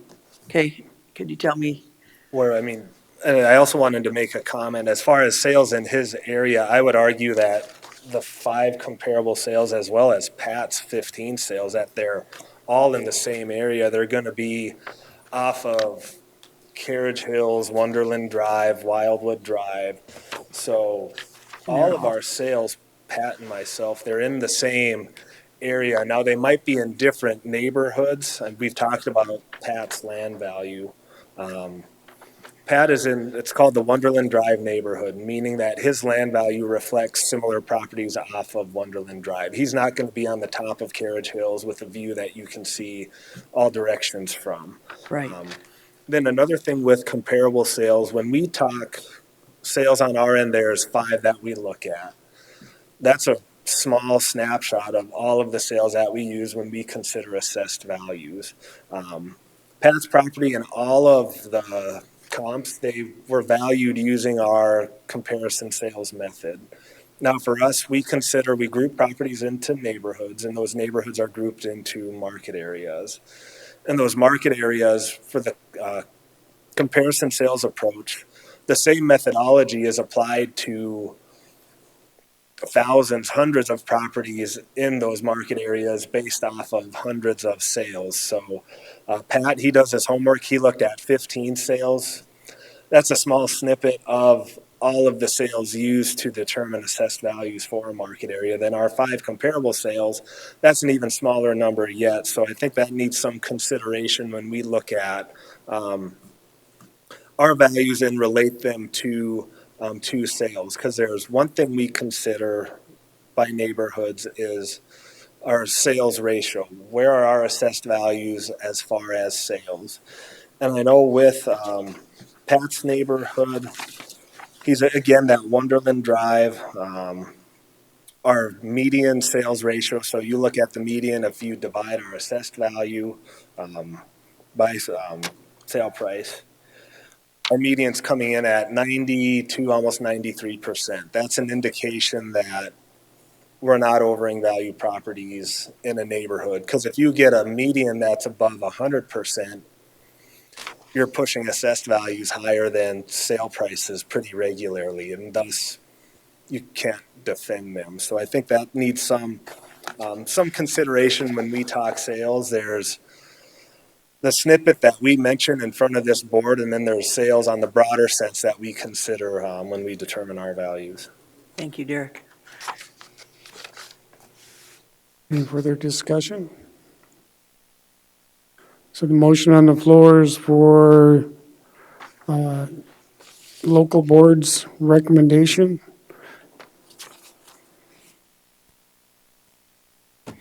Geraldine, let's do roll call vote, please. Drews, Aye. Adcock, No. Lassiter, No. Roskinick, Aye. LaCroy. Aye. Last time. Just for me.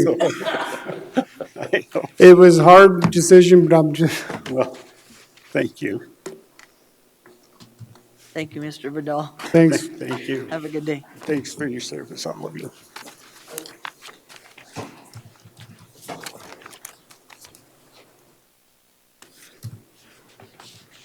We have two property owners left for today. The last one on the schedule, Tim, that'll be the earliest he can be here. So we can't ask him to come earlier. So we've got him, but we've got a Zoom call, Cowan. And Joan, he's scheduled for 11:30.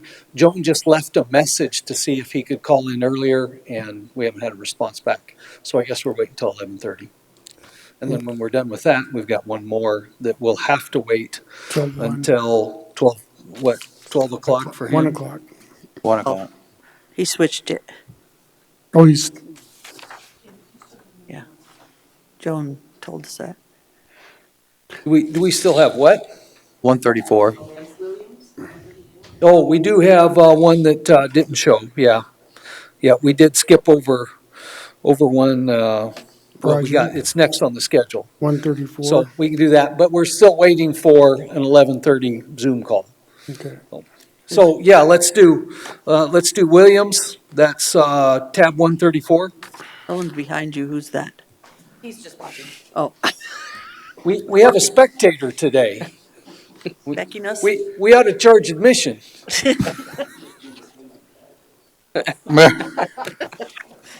Good young man. Ironic. Okay, Yeah, what property, say that, Okay. so we're clear. we're on 134. We're looking at 929 Lemon Avenue. Tax ID 25874. Okay, 130, that's the one you handed out to us. Okay. Yep. Okay. Roger Williams. Everybody ready? Good, yep, okay. Just introduce myself, Chelsea Willett with the Department of Equalization. So this home is a converted triplex built in 1958 of average quality. Each unit consists of 1 bedroom and 1 bathroom. The home has seen some maintenance with newer siding and an updated roof. The homeowner advised that the basement is under construction. I have not completed an interior inspection.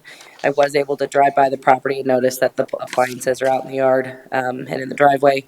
Some demo materials are in the bed of a pickup, so I'm going to assume he's telling me the truth.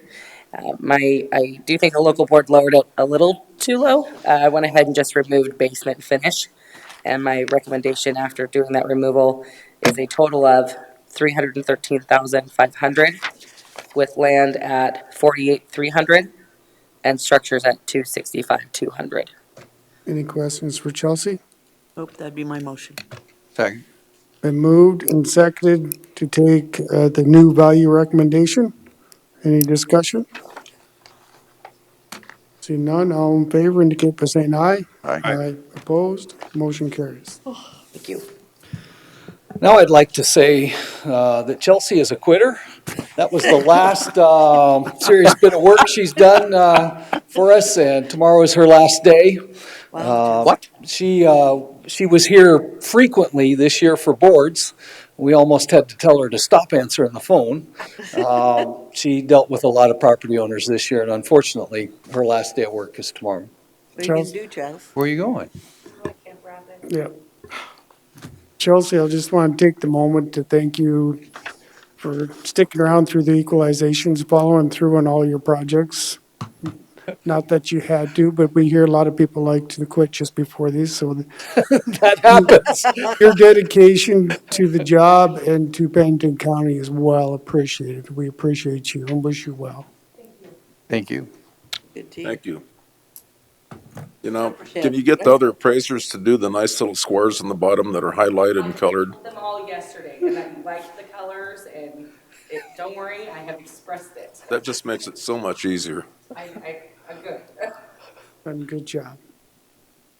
Appreciate it. And maybe one more thing, just a little cheat sheet that explains, the market average, adjusted sale price, weight estimate, Olympic average. I have to ask that every year, but if we could just have that in front of us so we know what we're looking at there. Okay, I can explain now, but No, I'll forget. Next year I'll Yeah. be asking the same question. we can put a cheat sheet in there. We'll pull up any property and we can talk about it now. Anything the residential property that'll have comp sales grid? I will say, Shannon, this year is very good with these organization and with these numbers. Has worked out very well. And as Ross Connect just said, having some of those numbers, some staff did, some were a little bit different, but it was very well organized. And I think last year you guys asked for some input also on how things could be better, so. Yep. So since we got time, I'll go over these numbers. We do a cost approach, okay? Cost approach is typical cost approach. What it costs to build a building, less depreciation plus land. On the comparable sales grid, it actually tells us what value the cost approach come up. And on this property, the subject column there, the cost approach is $249,800. That includes the land then? Yes. Okay. Yep. Then we come down and we actually, our CAMA system, computer assisted mass appraisal, will calculate three numbers for the sales comparison approach. The market average, or the MRA, is a multiple regression analysis of all of the sales in the market area that finds a mathematical formula that best represents all the sales. Ron, this is essentially paired sales analysis that a computer's doing, but many appraisers are using multiple regression analysis to come up with their adjustments.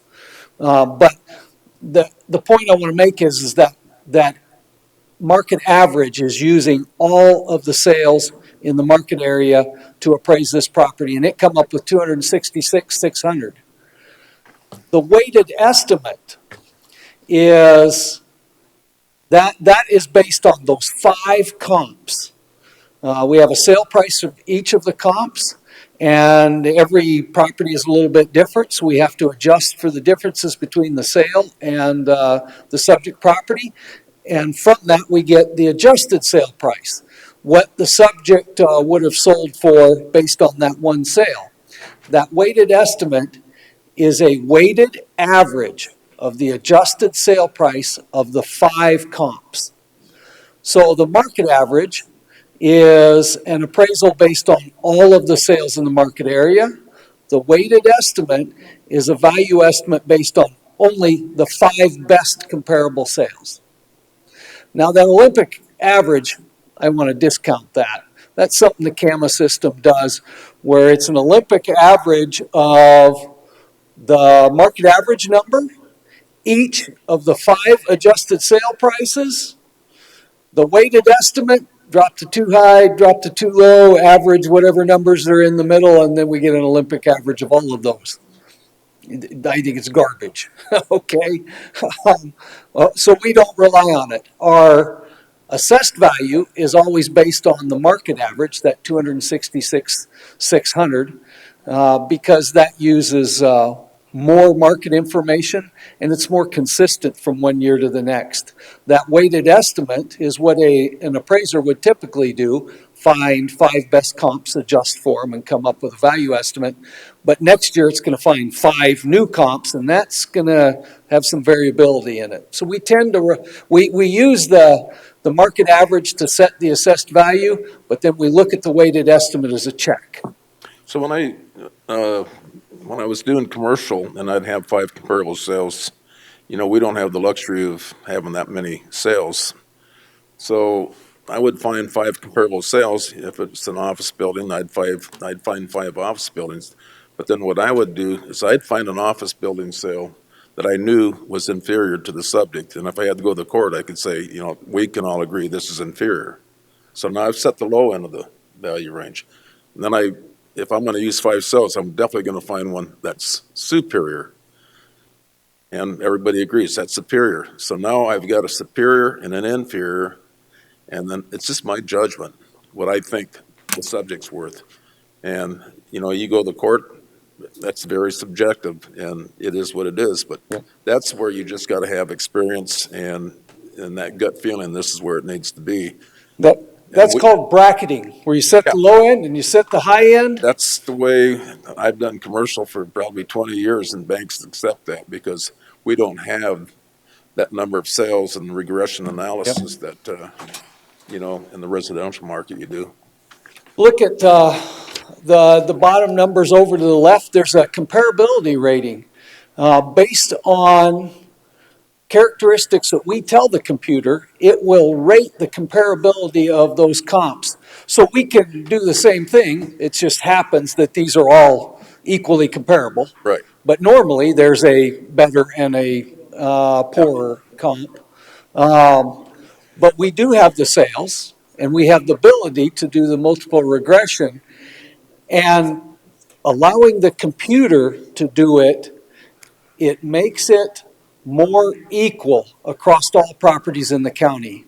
If I've got 15 appraisers that are making a judgment on each property, then we start having problems with consistency. See, and when you're doing that one appraisal, you have the luxury of doing that, and the next one you do the same thing, but it's always you that's doing it. I've got 15 staff members. Yeah, no, I understand. It's difficult to keep them consistent. The computer allows us to do 50,000 appraisals the same way. So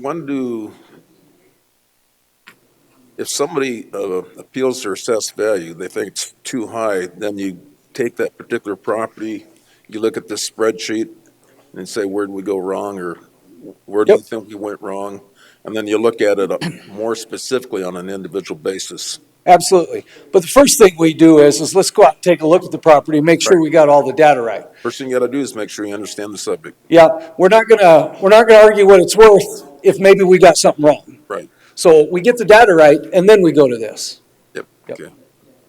Mr. Chair. Shannon, I'd like to ask you a question that goes back to one of the ones we heard earlier this morning, and I just didn't get the opportunity to ask it. So on the evangelistos,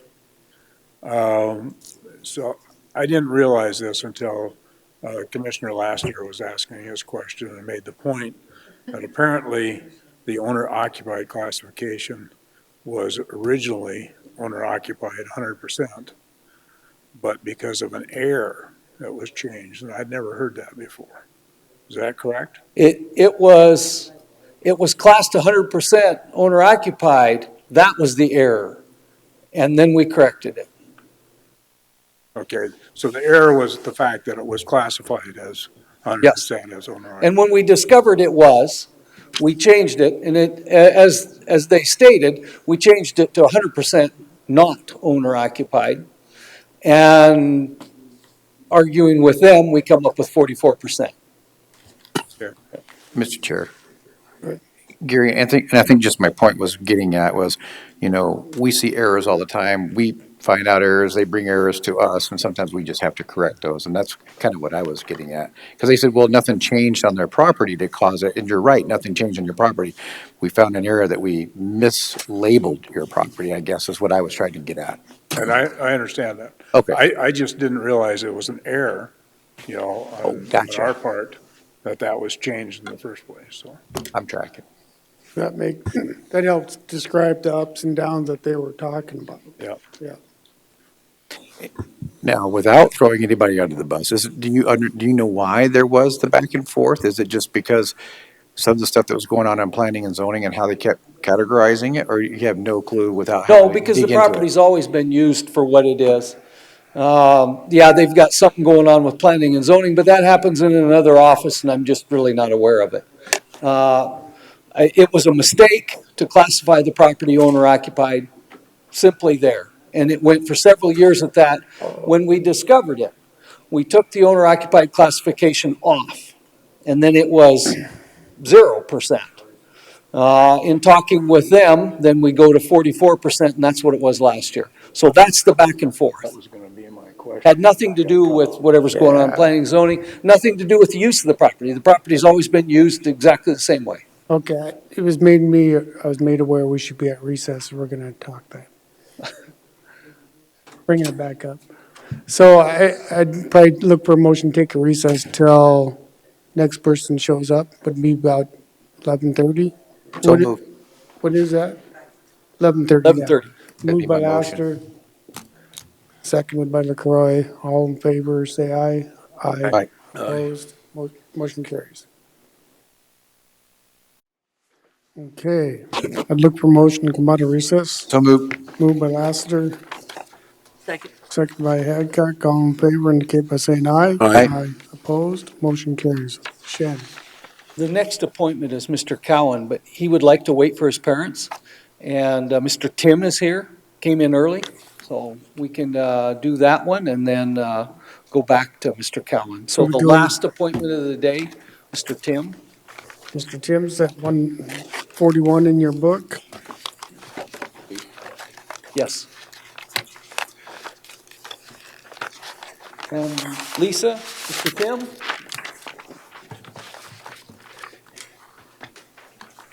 Robert, what we'll do is we'll let Lisa, give Lisa the floor to go through her assessment, and then any questions, we'll ask her, and then we'll go to you, sir. Sounds good, thank you. Lisa Nelson, appraiser with Pennington County Equalization. Subject property is tax ID 67525. Address is 12305 Deerfield Road, a couple miles outside of Hill City. Owners are Robert and Melanie Tim. Subject property has 1680 square feet above grade, 1680 square feet basement with 660 square feet finished on 1 acre. 2024 assessed value is $519,800. Land is $52,200. Structures is $467,600. I completed an interior exterior inspection on March 27th, verified our data with the property owner. I recommended no change to our $519,800 assessment. The best comp is number 1, similar year built, quality slightly larger at 886 square feet above grade, 1,886 square feet basement with no finish on 5.64 acres, sold for $649,000 September of '22. It's my understanding that Mr. Tim is okay with those structure values, but is appealing the land value of $52,200. He stated his neighbor's property at 12303 Deerfield Road was purchased in 2023. His land is 2.35 acres and is assessed at $71,800. Mr. Tim would like his 1 acre to be $30,574, which is $71,800 divided by that 2.35 acres. I explained to Mr. Tim that this is not how land is valued or sold, that just because 1 acre is valued at $52,200 doesn't mean 2 acres is $104,400 or 5 acres $261. It's on a scale in how land is selling in that area. All the 1 acre parcels in that area have assessed values of $52,200. I supplied some land sales to Mr. Tim as well. First one is tax ID 2461, 12267 Gold Mountain Loop, 3.72 acres, sold for $169,000 in November of '21. Second one, tax ID 2460, 23732 Yellow Brick Road, 2.93 acres, sold for $199,000 in May of '22. Third one, tax ID 48772, 362 Diggin Drive, little over half an acre, sold for $85,000 in November of '21. Fourth one, tax ID 54422 on Paradise Drive, 3.71 acres, sold for $54,000 in October of 2020.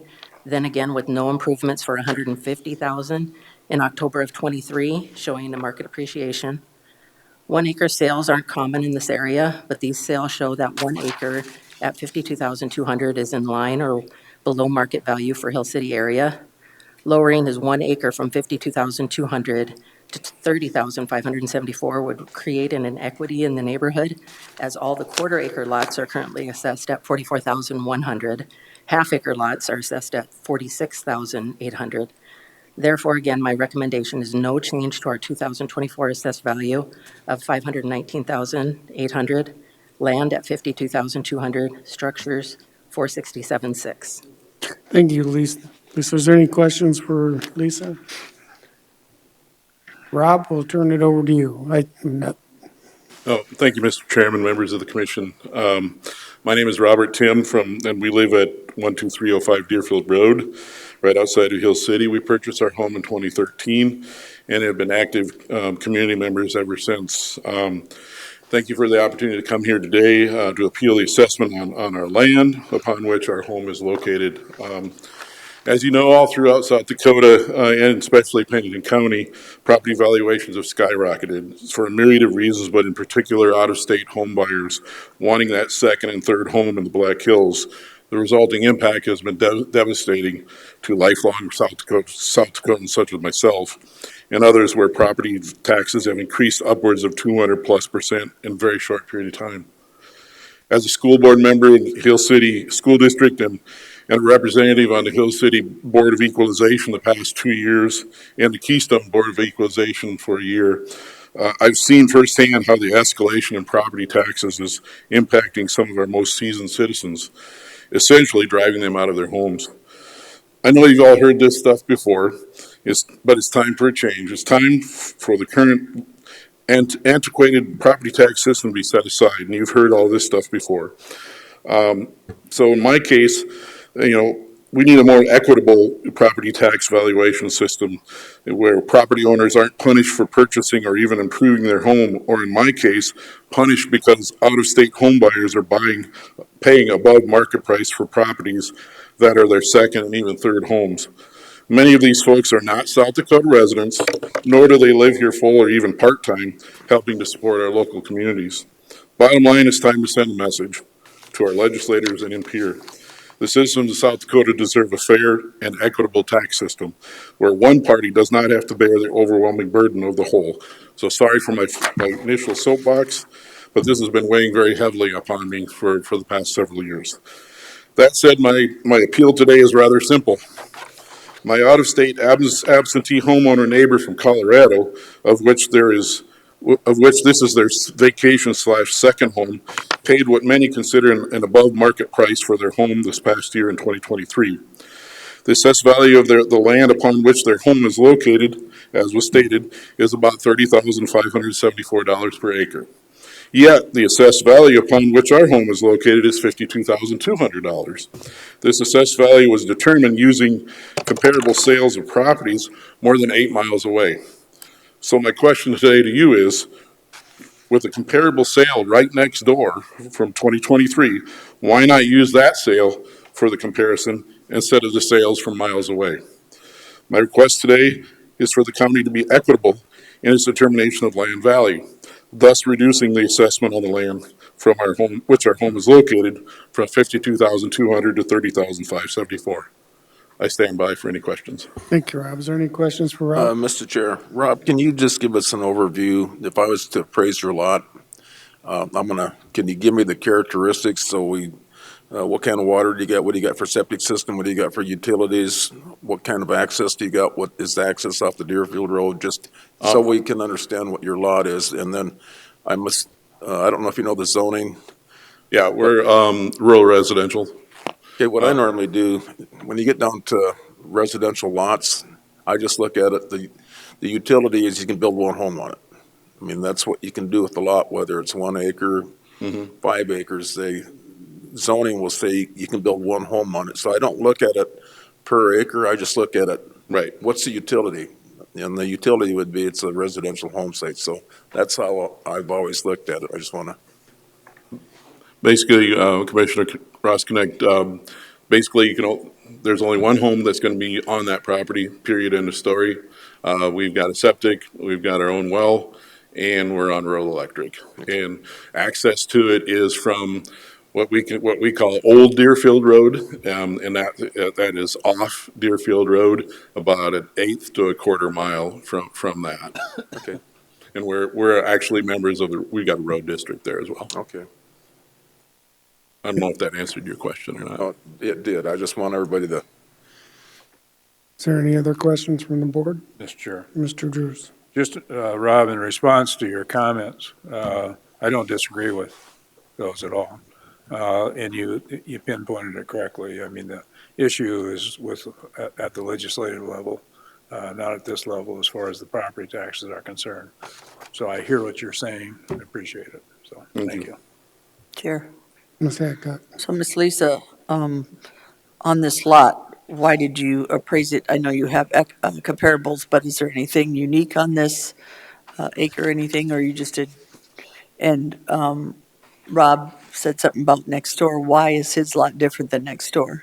Or did you look at next door? Well, I didn't really look at it, but, the land is based on a scale. So we have 1 acre at 52,200, 5 acres at 152,000, scaled in between. The other one is 2.35 acres. So you're not going to have his at 52.2, his at 120, 130,000. Well, what I mean by that is sometimes it has floodway, sometimes it's bare land, sometimes it's, you know what I mean? Right. Is his land different? Like, does he have some unusable land or something on Mr. Tim's compared to some of the areas? Not that I'm aware of. And that's why I'm saying that, Mr. Tim, because if you're basically not obstructed in any way, you don't have floodway, you don't have any other inequities in there, that's why she's keeping it at 52, 2. Mr. Chair. Mr. Lester? Economy of scale does a funny thing to the price too, because you can go out in some places and buy 10 acres for $169,000, but as you scale it down and you get the utilities, you look at the economy of scale, it's going to be a higher price. I mean, I know I have some lots that I own and some are valued at like $7,000 and others are at $21,000, and it's like, but it's based on where they're at and all that kind of good stuff, so. And I'll say, Rob, thank you for your comments. I think the 52,200's a fair price for that property. We could heard how you could break it down and how so you can't hardly buy that in town for less. You can't get an acre for that. So, Well, I beg to differ, Mr. Chair, in the sense that if you're going to be equitable, then land is land is land. And so my point is, if your neighbor's property is worth, the land is worth $30,000, then your property 2 inches over the other side of onto your property, shouldn't that be worth $30,000 as well? That's my point today. yeah, if you had 1 acre, yeah, okay. But I get your point. yeah, thank you. And I think the commission does too, but I think I agree with the assessor on this. Mr. Chair, Mr. Lester? are you aware of the meeting this weekend? Ron, you want to have him go to that meeting? Because I think we need to tell a lot of people to go to that meeting. I'll see you at 10 o'clock Saturday. Is this mine? Keep that, yep. Yep, keep it. There you go. For all these people. Come and meet us. Mr. Chair. Mr. Drews? So, Rob, which property is yours as I look up there? Is it the bottom one? The blue rectangle. Middle one with the. In the blue. Okay, so is your driveway on the section line or? Oh, that's not a section line, that's actually property line. My property, actually, we have 2 parcels. That parcel that we're talking about now is the blue rectangle, and correct me if I'm wrong, Okay, if I'm saying section something line. out of But tune. 2 by Section red line line. severs it. Section line is the red line. Okay. So your driveway is that on an easement or is that Yes. property? Oh, okay. Actually, my driveway comes in from, you see where Deerfield Road, it is way up there up in the north. Then you come south along Old Deerfield Road. Then you go west, it crosses Mickelson Trail, and then you come south. That's, my driveway there and my property, and then onto So what are those lots across, do you sell them for, Rob? They're not selling. Those were, the lots over in that 5 acre, I'm the president of our road district, so I'm very familiar with this. So, the lots you're talking about that are all platted out way Yep. over on the right, Yep. those actually, that's a 5 acre parcel, the entire parcel, and they actually were platted out that way because of the lady that owned it from Wyoming, gave each one of her kids she chunked it out for her 5 kids, and so that's how she divided it out. So how much are they worth each? I couldn't tell you that off the top of my head. Do you know that, Lisa? I don't. I think they're all around 0.3 acres, not quite that. I think they're around 10,000, I think. I think Shannon's gonna look it up. Are you, Shannon? We'll try and find it. Okay. Somebody give me a parcel number. 67525. Yeah, and to be honest, Commissioner Hadcock, we're very concerned about the way that's platted over there, and we'll be probably coming back to someone in the near future because I don't know if that plat was correct to start with, but. Mr. Chair, Mr. Ruskine. one of the things that I look at on the residential stuff, and we'll probably get more into it later on, is the ratio of land value to the total value. And a lot of times, when I used to do residential appraisals, I could say that the land is typically worth 25 to 30% of the total value. And right now, if I use the 52.2, it's 10%. So I would think that if you were going to get financing, you'd want it to be higher, Of wouldn't you? course. But, Commissioner Hadcock, I think that answered your question there. Those are about, that one's a 0.48 acre. But those plots or whatever up above to the north are in floodplain, but the ones down south a little bit further are actual buildable lots. 1 acre's 10.7 or Mr. Chair, half acre? A little bit less than a half acre. Yes. Mr. Chair, but those are no utilities or anything to them versus a developed piece of land, with water and stuff on Yep.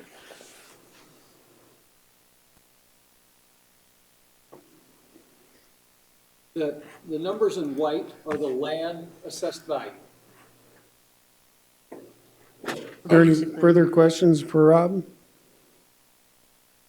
Mr. Chair, Mr. I want to say thank you to the Equalization Office for coming out and being, forthright and very transparent with everything they've done. I know their job's not easy sometimes, but they're very pleasant to work with. They're doing a very good job, this is difficult. I understand that. So I do appreciate what you guys do. Appreciate that, Rob. Any further questions? I'd look for a motion from the board.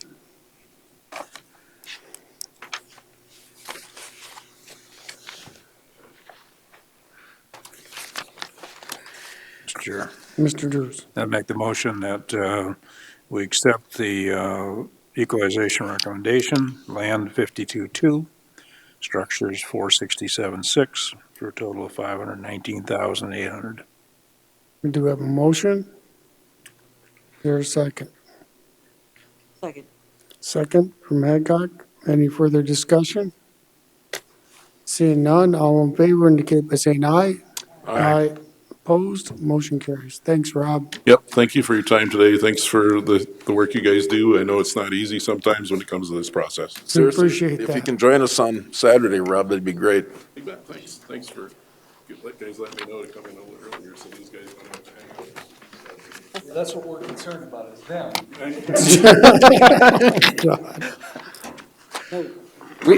We have one more appeal. It's William Cowan, and it's tab 139.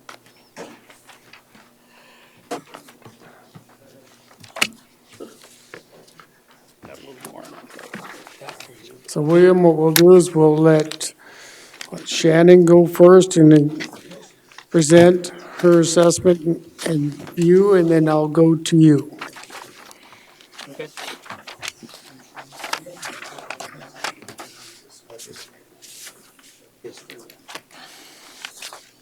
Thank you. So what is this that you just handed out? Well, I'll get to it. Okay. It's in my part. Basically, It's a lot of stuff to go through in a, it's reference. okay.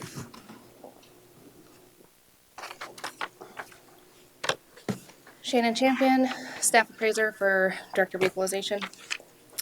For this appeal, we are looking at, technically it's two parcels that we're looking at, 44084 and 44085. And with this it's kind of complicated, but with it being two parcels, they do equal 61 acres. This property is located approximately 14 miles west-northwest of Hill City out Deerfield Road, and about 2.5 miles down Gillette Prairie. When Mr. Cowan applied for egg status, it was denied for failure to establish egg use as the principal use of the property and refusal to provide the requested proof of income that is required by all applicants. Initially, Mr. Cowan had concerns based on how he should be considered one parcel per his interpretation of the definition in state statute. Mr. Cowan's purchase of one portion of 34.93 acres in Section 10 in 1993, which triggered a separation of a previous plat from 1986. Because the section line distinction of the plat, it was accepted by Register of Deeds and such, breaking apart the original plat. Mr. Cowan then purchased the other 26.15 acres in Section 9 in 2004. Mr. Whitberger, Mr. Cowan, Commissioner Ross Connect, and I met in our office on February 7th. At that time, Mr. Cowan brought to our attention the presence of that 1986 plat, and we are now considering it as one piece, even though at the moment it's technically two. We were not able to put that together before assessments. So now it is considered a 61 acre piece, or we're looking at it as a 61 acre parcel. So that's no longer an issue in the ag status application. As it's stated in the South Dakota Codified Law 10-6-112, the classification of agricultural land criteria, which you should have a copy of on page 2 of your packet. In order to qualify for egg status, it states that land is agricultural land if the land's principal use is devoted to the raising and harvesting of crops or timber or fruit trees, the rearing, feeding, and management of livestock for all intended profit. Looking at the aerials of the property, it shows distinctly what areas of the property are hayed, and which you can see on your aerial page, aerial picture on page 3, which is also the areas that Mr. Cowan confirmed were the areas that are continually hayed. After multiple email exchanges with Mr. Cowan, he did supply a partial forest stewardship plan and a copy of a type of agreement with his neighbor that cut and keep a small portion of the hay from the property for that neighbor to sell. The total amount of acreage that is hayed is approximately 9.5 acres, where the neighbor is able to keep the hay from approximately 3 acres to sell for his own income. I did contact the neighbor to discuss this lease agreement and confirm that he does hay the ground and keeps the hay from that 3 acres, but there is no money ever exchanges hands between himself and Mr. Cowan, except if Mr. Cowan has to purchase hay back for his horses. Even as a small portion of the property, the hay production has no intent to profit. The partial forest stewardship plan that was submitted had multiple statements of the property being used for recreational use for his 6 horses, and the property was dominated by the meadow, and that anything of use coming off the property for timber was for personal use of firewood. So no profit, no intended profit. I did perform an on-site visit of the property on April 5th with the presence of Commissioner Ross Connect and another senior appraiser from the office. The portion where the house has 3 acres of the hay ground. The work done appears to be more of a cleanup stewardship project and grazing for the horses than a timber management for profit. The area where the horse shelter and old school house and shed are located have approximately 5 to 6 acres, which Mr. Cowan keeps for his horses for winter forage, which is stated by Mr. Cowan and his forest management plan. The timber on the portion in this is in condition with more overgrowth as the first portion. When asked what is done with the larger trees cut down, he stated that they are for his personal use of firewood. Mr. Cowan states that the larger trees he cuts down are for his personal use. So for the principal use of the property is a private recreational horse property with minimal agricultural use with no intent of profit. For these reasons, the ag status was denied, and my recommendation is for the to remain as a non-ag value. The values did change from our original assessment. So for parcel 44084, the land would be 291,500. The buildings remaining at 24,400 for a total of 315,900. For parcel 44085, the land 392,300.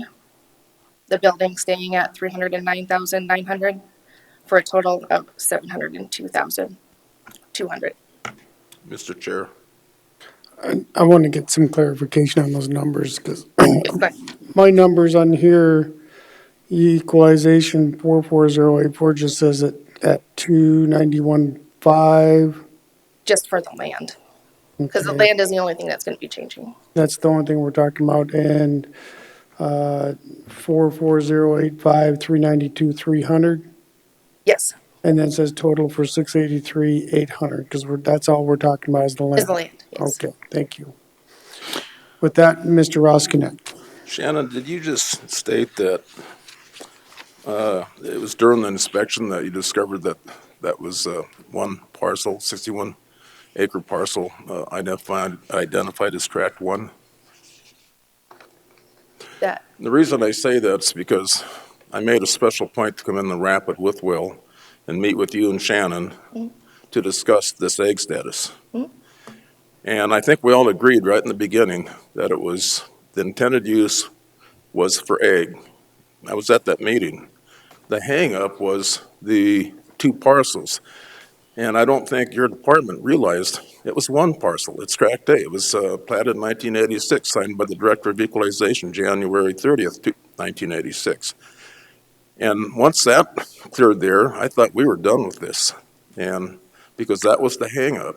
And I don't know why this gets continued in inspections, but if you look at, can you just show me the neighborhood? Can you show me one other parcel that is non-egg in that half square mile? And when I was out there, just really had an egg overtone.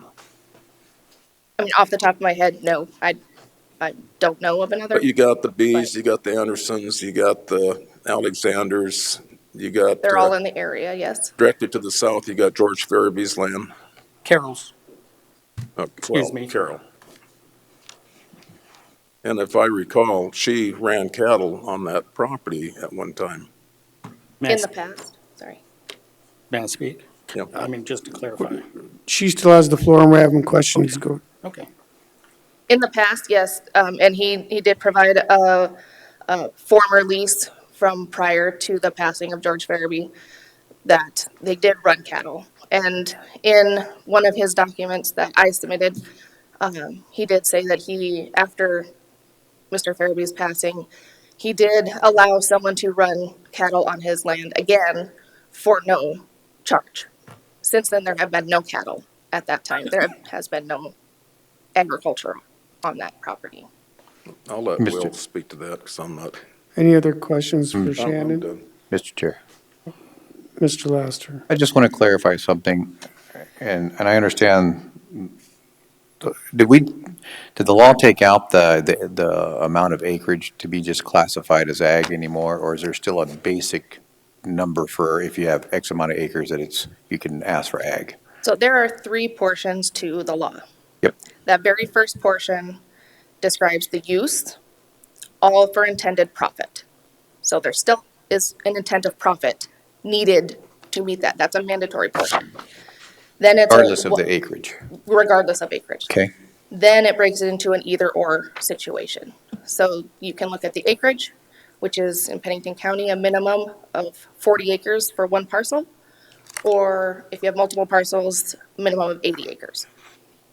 Mr. Chair, and I ask that question because we do have large parcels in the county that are greater than the acreage, but they're obviously not intended for ag, so that's the reason why they're not classified as ag. And I'm not making any kind of, on your part there, I don't know anything about your land yet. There's other questions I would have for you. But in general, we do know there's large parcels that don't qualify just because they meet the minimum acreage is the point I'm getting at. You do have to have a qualifying factor. We know with mine, y'all are familiar with mine, I'm less than 10 acres, and yet I get ag status, or I did, because of the operation that I had on that particular land. So just want to point that out, so. Here. Okay. Ms. Hadcock. So, Shannon, what has changed? So, based on the 61 acres, I gave you the sheet with forest stewardship plan. Did you read that? And did you agree with that? Or you're saying that it's more used for his horses and not for a stewardship plan, but doesn't he have to take this to Department of Ag and Natural Resources and it's signed? He doesn't have to Yes. take it to Department of Ag. They can. That just allows them to get more qualifications for other contracts and other things that are state. Do with the foresters, Right. but that doesn't prove you have a forester's. No, it does Plan. not. And it doesn't prove the intent of profit. It just proves that you're trying to be a good steward of the land, Okay. try to take care of the land and, for further generations. Okay, so he doesn't have a bill of sale or anything from selling,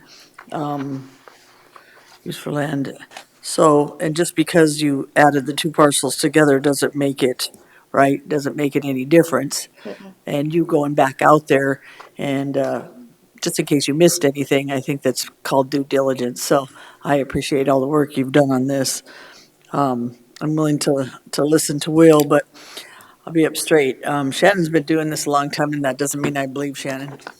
But I also know she does her due diligence in everything she does to try to figure out how she can help you, in a sense. So I remember you coming up to the or the county commission before, sir, but, yeah, I've seen Shannon do more solution finding for the ag community than any person I've ever seen, come up here. So, and being that she is ag, I think she's pretty fair about what she does. But again, I'm here to listen. Will, unless you have something that's going to change my mind. So far, what I've heard is, unfortunately, she's been right. So, again, you have your piece as well. So, I'm willing to listen. Okay. Any further questions for Shannon before I go to Will? Will, you have the floor, sir. Yeah. So I don't know if you want to kind of explain what you handed out a little bit first so we know, or I don't know how you want to present. You tell me. Well, I was going to have my dad at different times, so it's not a bundle, but basically it's a reference. I'm Will Cowan. I own the property. And I have a few questions to start with. And you said my ag application was denied. Which one, when did I give you that application? And 22. Okay, in 22. It actually was accepted back in January of 22. No, hold on. I Okay, have it. so it just got denied now. When did you first look into my property? How did you go about that? You submitted the application to start. So January of 22 and it's April of 24 and it's being denied. Okay.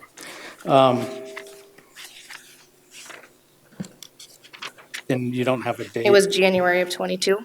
So I didn't receive it until February, which was past our 22 assessment, so it had to go on to the 20.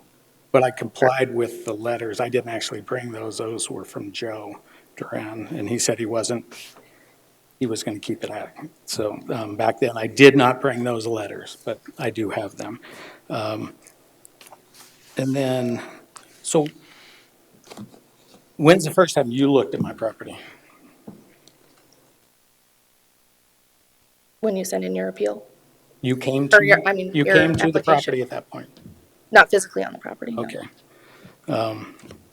And then the extensive research you did on the property, you just looked at the application and you saw that, and you keep misusing the word parcel because as we talk about 10-6-112, the definition of parcel can be more than one piece as long as it's the same owner and it's contiguous. That is contiguous. So be careful when you say parcel. Chair. You're Okay, misleading. Will, I'm gonna State your reel case, this in, sir. excuse me, I have the floor. We're gonna reel this in a little bit.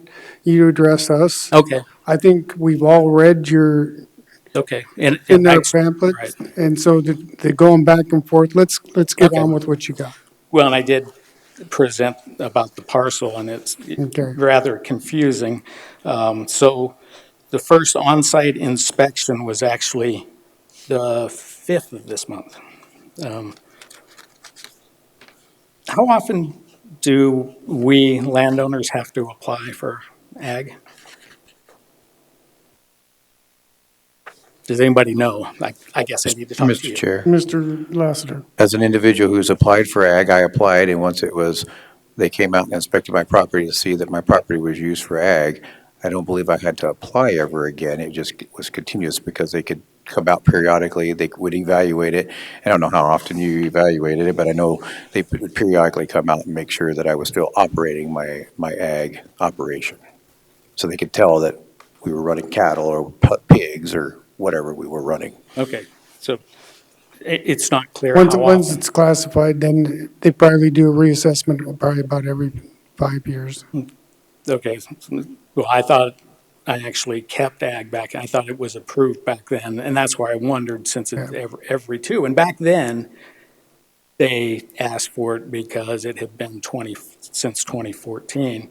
In some of the handouts I gave you, it shows when I first bought the property in '94, I got the address on the back page of that. It shows the plat. Yes, I didn't own all of it, but the plat's been around. And then the assessments I gave you, I highlighted part of tract one. I mean, that information has been out there.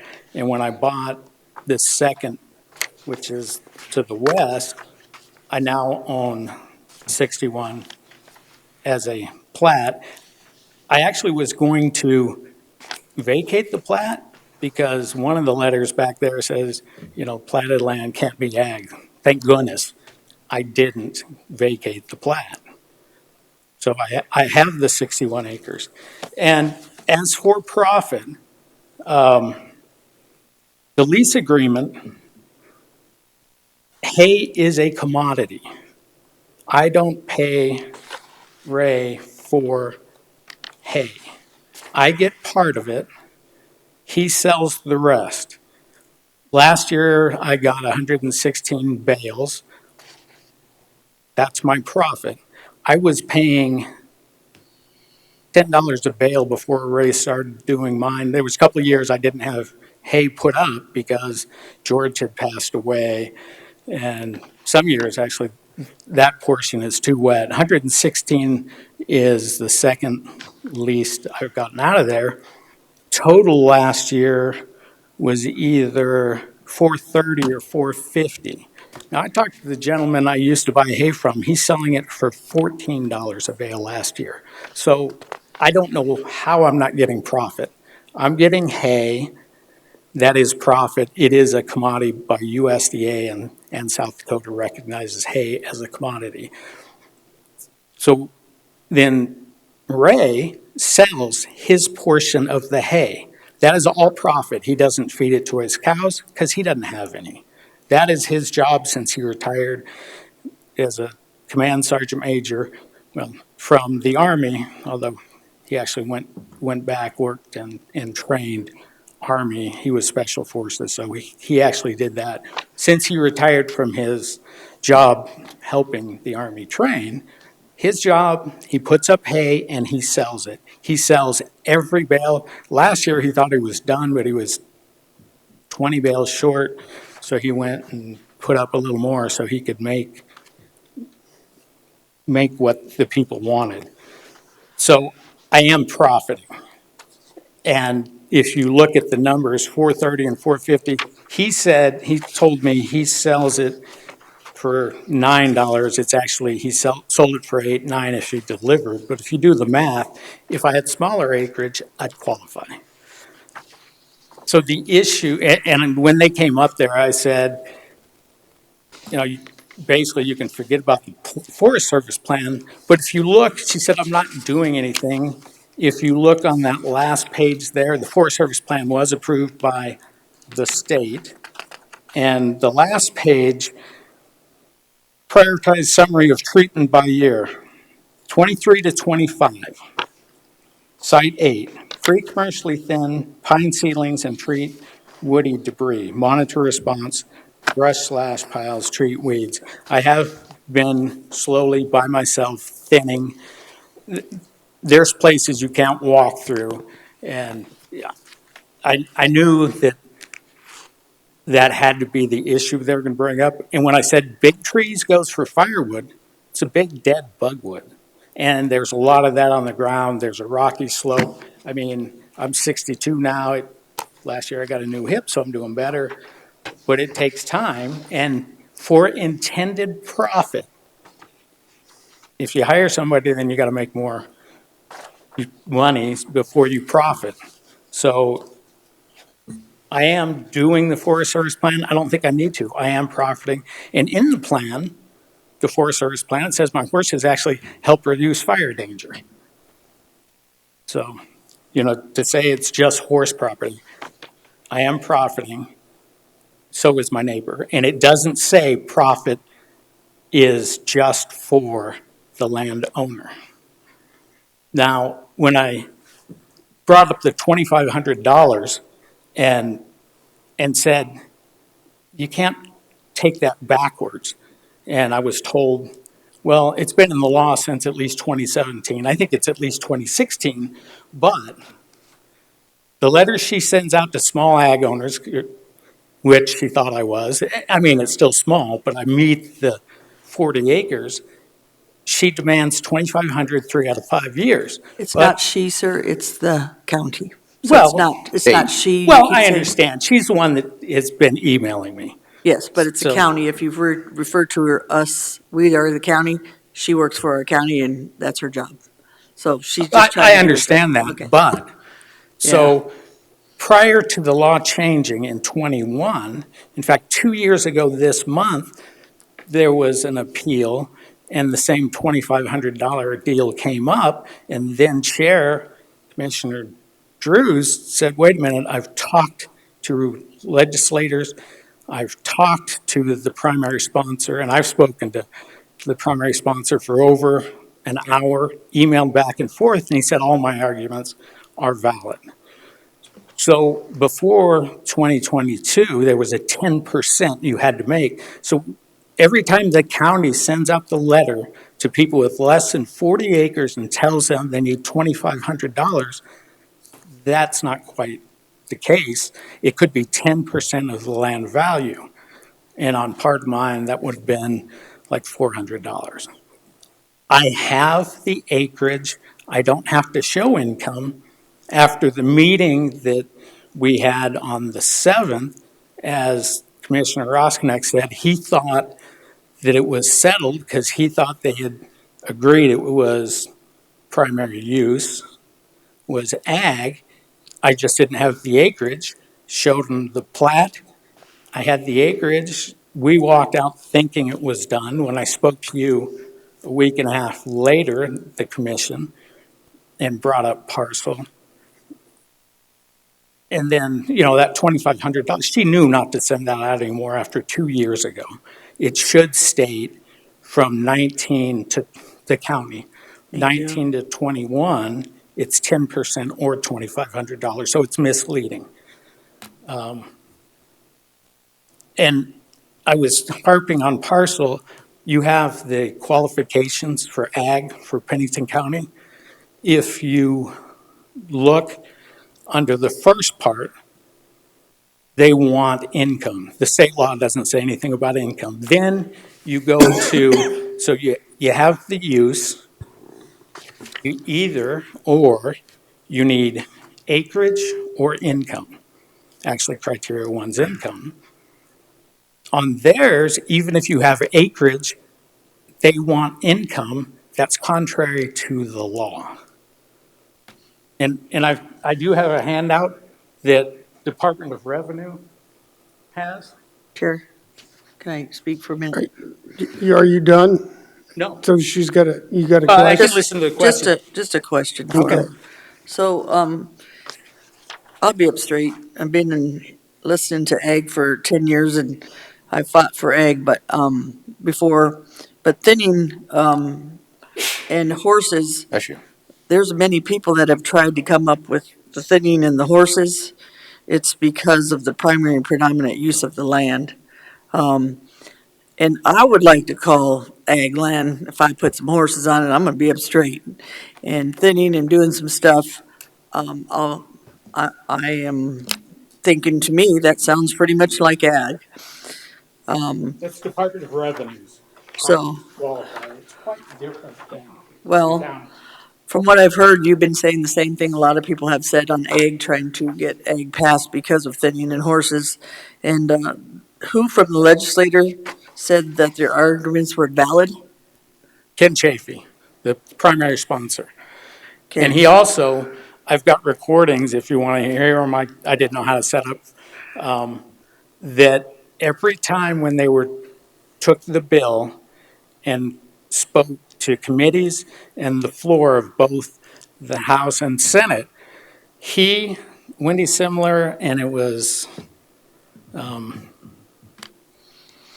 Miss Cole, said if you have the acreage, then you don't need income, yet the county is still asking for income okay. when you have the acreage. And, primary use on that last page, first 5 years is thinning. And then I don't even think into the end of it in 10 years, it says I'm supposed to cut. And I will when I have saw logs. At this Mr. point, as I pointed out when they were looking at it, my property was logged before I bought it back in the early 90s.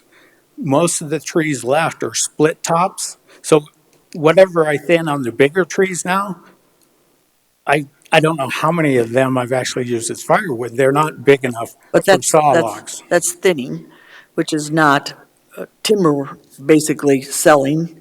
Your horses are using pasture. You're not making money off the hay, or you are. You're not really making the money, but you're getting some free hay off of I'm it. profiting. The law says profit. Okay, so, I'll just tell you, you'd have a lot of ag land coming in here if we passed yours because of this. I'll be up straight from being in here this long. That's why I said I would listen to your arguments, but, unfortunately, I don't agree it's ag. I think what Shannon had came up with and what you're saying, just because you added more acreage, that it should be ag. Well, Because you no, have horses on there, it should be ag. Because you use it for firewood and you're thinning and you're trying to make your land look nice, that's amazing. But that's what people do with their houses, let alone not ag. I just, to me, from just hearing what ag is, listening to what ag is, just because you have the acreage doesn't mean, you keep saying acreage. Shannon, can you answer, he has said some of his thinning, he said some of his others, and he's making profit off this. Tell me why you disagree. Well, when I look at a timber property, because they are a little different beast than dealing with cows and hay, the board has actually said that it is required to have a forest management plan or a forest stewardship plan. So that is a requirement. I go through that, I read it, I see what is needed. I'll go out to the property and see where they're at. I ask for a management log, activity management log, which is typically required by a lot of state Yeah. contracts and everything. So most of them should already have that. So I can see the active management of the property and then be able to see that when I go out to the property. Proof. And so that shows me that they're doing it because I can walk out to any rancher's place and tell that they fed their cows that morning. And so that's the active management. So I can see it and put those two together. If there's any other income that's brought in on the property, any little bit, if they sell firewood or whatever, I will take any little bit of income How about the hay? for that intent of profit. Okay. As far as using it for your own firewood, it's on your land, it's already yours. So, that's the benefit of owning 61 acres in the hills. How about the hay part? Pretty much, in this case, it's kind of the same thing. It's already his hay. It's already there. That's a benefit of owning this piece of property. For the 3 acres that he gives to his neighbor, there's no intent of profit there. His neighbor gets a profit off of it, but this does not. For anything over 40 acres, I do ask for some kind of profit. Most everybody is a sale barn receipt, some kind of hay receipt, something.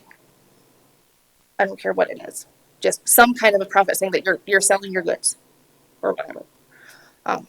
So and referring to the 2,500, that is in state law. It is to say you have to show gross income of $2,500 3 out of 5 years.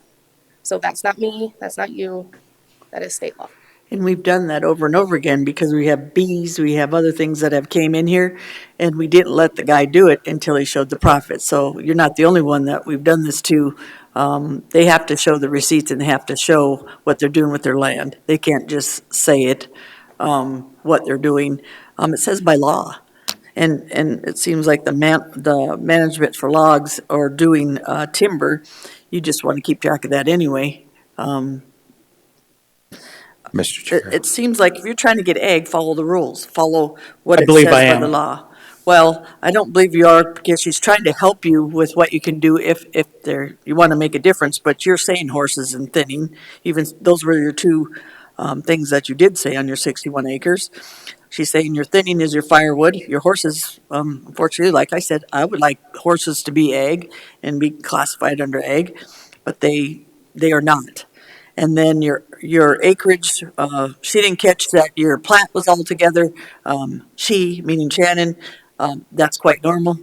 Trying to do investigation, trying to figure stuff out if it's done a long time ago. To me, she tried to investigate and do the right thing by you, but you're disagreeing, and I can appreciate that, sir. But so far from what I've heard from you, that you haven't had any valid arguments for me that have been any different than when we shut down ag and other people. So otherwise, I believe what's going to come in is people are going to say the same thing you're saying and be ag. Mr. Chair. Good. Mr. Lester.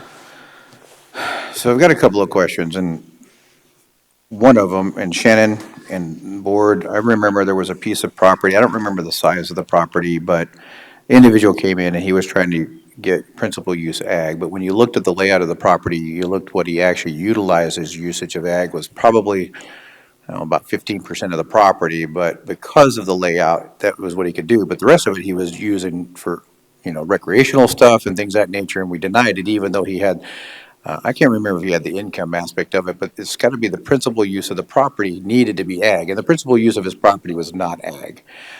I lease land and I hay land and I sell hay and I consume hay for my cattle. So I understand the ag piece of doing hay. And I don't know what the topography is out there. I mean, I see these areas that you've kind of marked out for where you're haying, and I'm going to assume the reason why you're not haying in some of the other larger areas is maybe topography. Shannon, do you know? Have you seen it? A little bit is for topography. There's also a underground spring that likes to pop up every once in a while. Right, so You that, might have some pictures in your binder. Okay, yeah, no, that's, more pictures oh, okay. of the actual Well, this property. is just what I'm talking about right now. So, I mean, and I understand you, sometimes you can't hay because of springs or whatever. But I guess what I'm getting at is if I'm gonna try to make and show that I'm actually doing something ag, and I do have to do this because I lease the land, they require me to send documentation that I'm paying them rents for their hay, but I also have to document how much hay I pull off, how much, if I get somebody to hay it, how much I'm giving them versus how much, if it's a 60-40 split. But then when I sell it, I have to show that I'm selling X amount of dollars of hay. Like, for example, when we sold hay in Hot Springs, when we took a trailer load, my son hauled it out there. We showed how much it costs and how much they bought it for, so we could show what our revenue is. And to me, that's how you show that you're doing an operation that's is primary use is for agricultural purposes. I'm not saying that you're not doing ag work, but I know what that forest management guy, there was one guy in here that had a forest management plan. It took him 2 years, but he had to really work that forest management plan. He took us out there and showed us what he was doing. It was more than just cutting for firewood. It was, he had a plan and he had it laid out. And I'm not quite seeing that with this being principal use ag. If you're grazing cattle on it, if you're releasing the land for the haying, maybe you've got a point to show me that you're running an ag operation. And I understand there's limitations for that hay area, but you would have to be leasing that land. William, you want finish up some comments before we go to the board? Mr. Yeah. Chair, Or do you want, William, you want to speak before Ron does? I'll let Ron go I think first. we need to let you finish and then he said you could make your comment no, every, the point I'm making is that when we first met in the Director of Equalization's office, we agreed right there in the beginning, the primary use is ag. Yes, we did. Yes, we did. okay. I'm just telling you, Okay. I was at the meeting. Can I address, Mr. Chair? Shannon, The argument this afternoon is the principal use of the property. There was no agreement when we met in the office over principal use. We discovered the acreage discrepancy, and we agree that it's a 60 acre or 61 or whatever it is. We still needed more information to lead to principal use, and that's why we're here today. Okay, well, the way I recall, was that the principal use was ag. The hang-up was the acreage. It was interpreted that there was two parcels, and at that time, Will actually pulled out a plat that showed it was one parcel. And as I said earlier, I thought this was done after that, but just, I don't know, it just doesn't set right with me. okay, I got, Will wants to comment and then your dad wants to comment after you, Will. Or do you want to let him comment first? Well, I'll see what he has to say.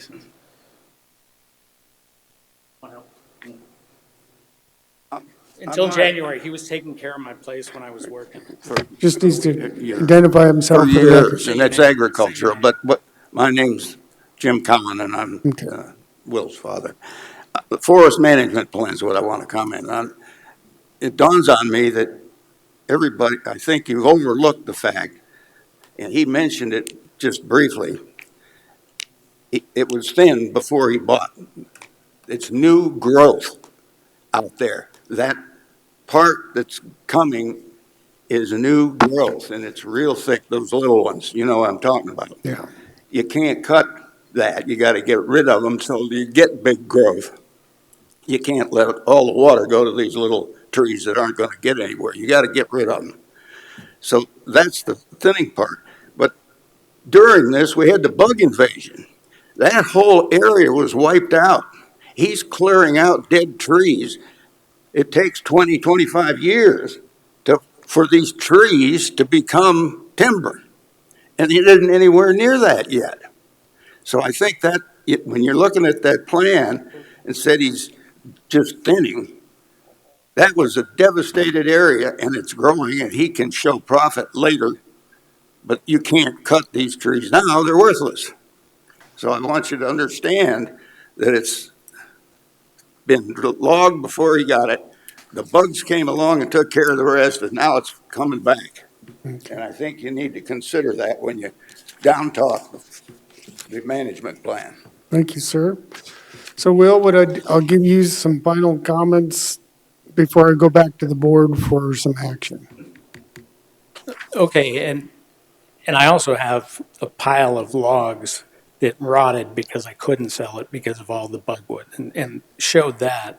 So I'm not cutting live trees for firewood. It's the dead ones.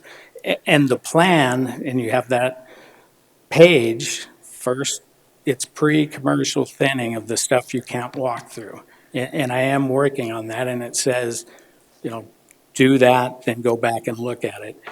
Every part of my land that can be hayed is being hayed.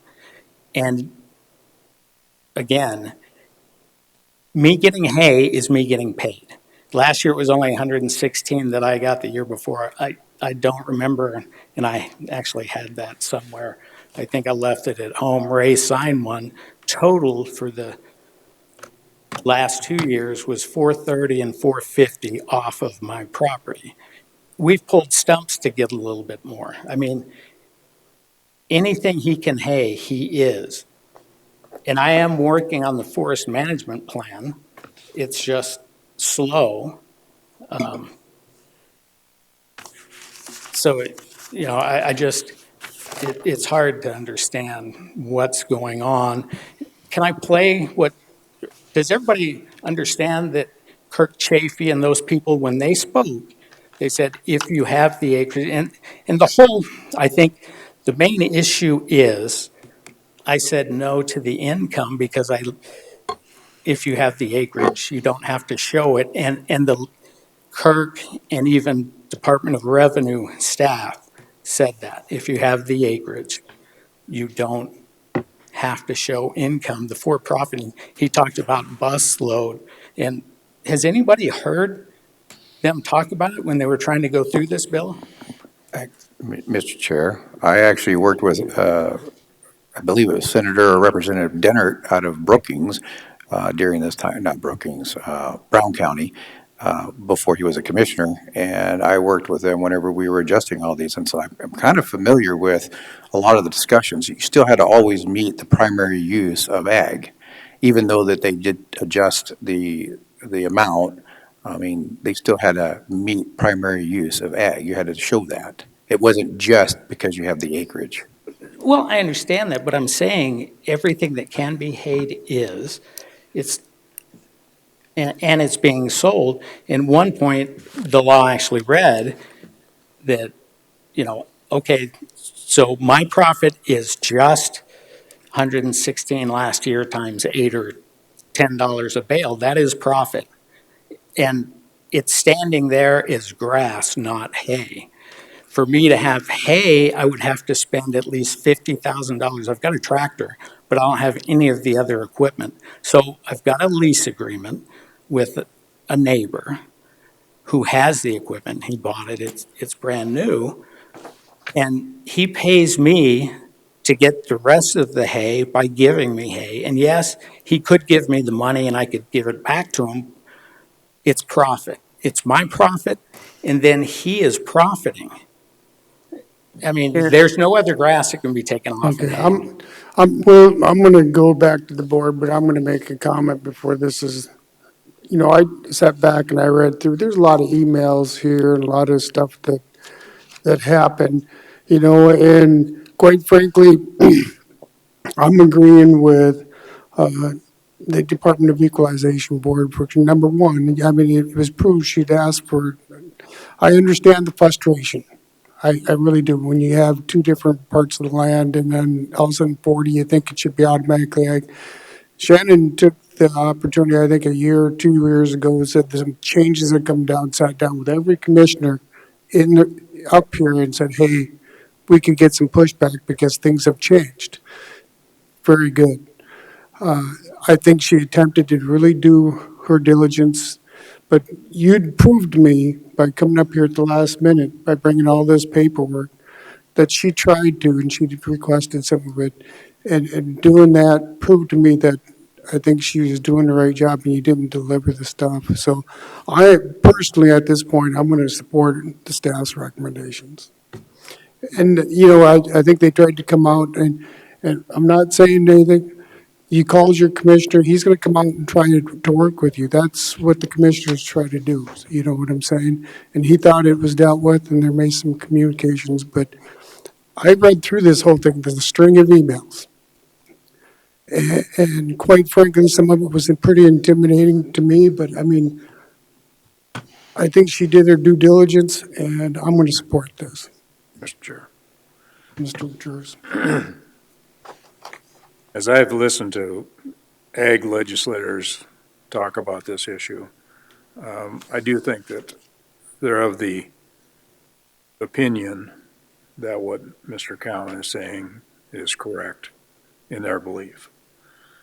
Whether they misunderstand what the law says, I don't know.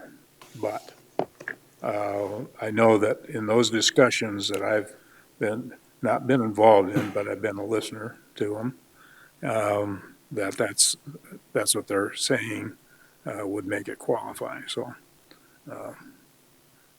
Chair. Ms. Hadcock. Sir, I appreciate you coming up here, but in order to follow through with this, you have to show the leased properties being hayed and the thinning program, and you can't find a better person that would make sure that you were doing things correctly if you wanted to do that, because she's had to do this for other people up here with ag status that aren't quite, I believe, showing what needs to be for ag. Again, I usually go with ag people on this because they're trying to make a living and trying to do what they need to do with their land. But I also think Shannon's sitting right there, and the other Shannon is the lady Shannon. You can't find two people that are going to make sure they're following the law. And they're going to make sure that they can help you, hopefully, with that law. And I've trusted Shannon, and Lloyd is right. She met with all of us to make sure, and still does, to make sure that we know that law specifically. So unfortunately, because your legislators don't have that down, which I've seen sometimes on some of their stuff, because they are trying to change things for us, which we appreciate. But in order for her to do her due diligence, plus make sure Shannon is basically her boss over it, to make sure that those things are right, I believe they did this for you. I think if you need help in the future, like we've had people need so they can get some ag status off their land, you couldn't find a better person to help you, honestly. So I know you haven't been satisfied with everything that you need to think that one of our equalization people aren't doing, but I'm sorry. In the past, I've sent her to go help people for me in ag, back east and other places. So I've never heard anything where they came back and said, man, that lady doesn't know what she's doing. And that's the honest truth. Because a lot of those eastern ranchers you should hear, those are usually the ones that are a lot on her ear.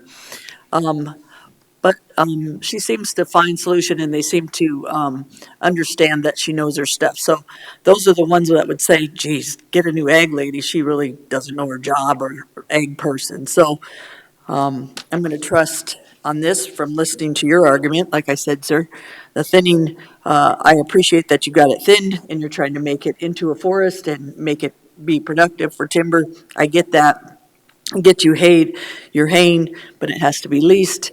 It should be leased. It should be some kind of paper. I don't see any kind of paper that you've There was a lease sold agreement. it. There was a Right. lease agreement. And that you've made a profit, or they've made a profit off of it. So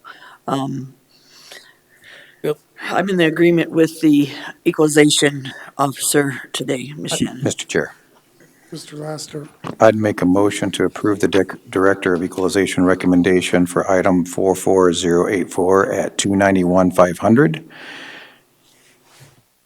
Do we need to can I make both, or do I do separate ones? I just want to make sure that we're doing I'll that right. second it for discussion. Can you do both of them? I don't know why you can't do both at once, as long as the lady taking the minutes is up on it. I just wanted to make sure. Okay. And then parcel 44085 at 392,300, and those would be land values. Second. The motion's been made to put 44084 at 291.5 and number 44085 at 392,300. And Mr. double Chair. check these numbers. May I speak? Just a second. That would make the total at 683,800. Yes, Mr. Chair. And then you have the floor. So, Mr. Cohen, I think if you would bring the documents to show that you're actively doing it. I don't know, I've seen a forest management plan and a forest stewardship plan are two totally different things. I think if you could show us that you're doing that, that your primary use for this is what you're telling us it is. I'm not gonna say that I disagree with you that that's what you want to do. But what I am saying is you're not showing that that's the primary use of the property. A lot of people just buy acreage to enjoy the acreage and be away from people, and they don't ask for ag status on it. People do ask for ag status, but we've got to verify that it is meeting the state law. And it does say, for tax purposes, land is agricultural land if the land's principal use is devoted to the raising of, and I'm not going to bore you all, and is all intended for profit. You've got to show that you're intended for profit. And just because you have a friend come and hay it and then give you hay bales, that's not intended for profit. You're utilizing the hay on there. I kind of walked you through how I have to deal with it so that I could show the profit that I'm making for my place. So that's the reason why I believe the equalization office's argument is the best route on this particular one, and I would encourage you to show those things in the future. Mr. Chair, I just got one question. Shannon, in the next year, what does Will have to do Yeah. to get the egg status? Can you tell us so we're all here at the same time? Because so that he's got an idea what he has to do in the next year to get that egg status? There's got to be some profit from the hay if he's going to do that. With the forest management plan, there's got to be some kind of, I got to see like active management of things being done, because at the moment, it may have been thinned 20 years ago, or 30 years ago, but it has not been actively managed. I've been on hundreds of timber properties and walked through. I've spoken with Department of Ag and multiple foresters, and the portion around the house looks slightly managed, but the portion where the horses are, there's very minimally done. Hypothetically, could he put cattle on there and Lease it, qualify for egg? yes. To lease it for rent, yes. Yeah. I'm just exploring ideas, that's all. So he's got the forest management plan and show that for-profit is what he'd need next year when he comes. Right, the for-profit is our biggest issue for the use. Okay. Will? Oh, well, I guess that part is over the for-profit. It doesn't matter. My neighbor's profiting. One of the other issues on this is to do an assessment by the state law. They have to inspect and examine the property. And they took away the ag status before they ever came to the property. So, I mean, if they were going to do that for next year, then they may have followed the steps correctly. But the state law, and you've got a copy of it, it says the director or director's deputy shall inspect and examine the property. And then they also every year put out a list of the properties they have inspected, and I found that Monday. And I put a request in for that list to see when they started looking at my property. And, Monday, that's not much time. I did get the list after I was here at the county commission meeting the other day. It's 1,097 pages long because I asked for everything back to 2021. And it doesn't show that they've looked at my property at all, and I can show you the pages. The first time since 2022 it shows they did anything with my property was January of this year, and the last time it was March 4th, I believe. And I've got that list too that you can look at. And there's 5 columns. And in the last 2 columns, it says drive-by inspection, office review, interior, exterior. In the ones for this year, for my property, and there was nothing last year, there was nothing since '22 until twice this year, and the last 2 columns are blank.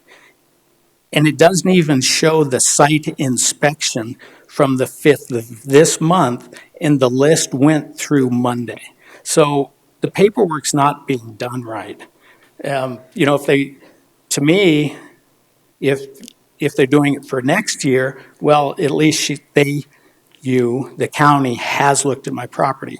But there's no evidence that they even looked at the records before January of this year. And it was a done deal. They were already taking ag status away from me.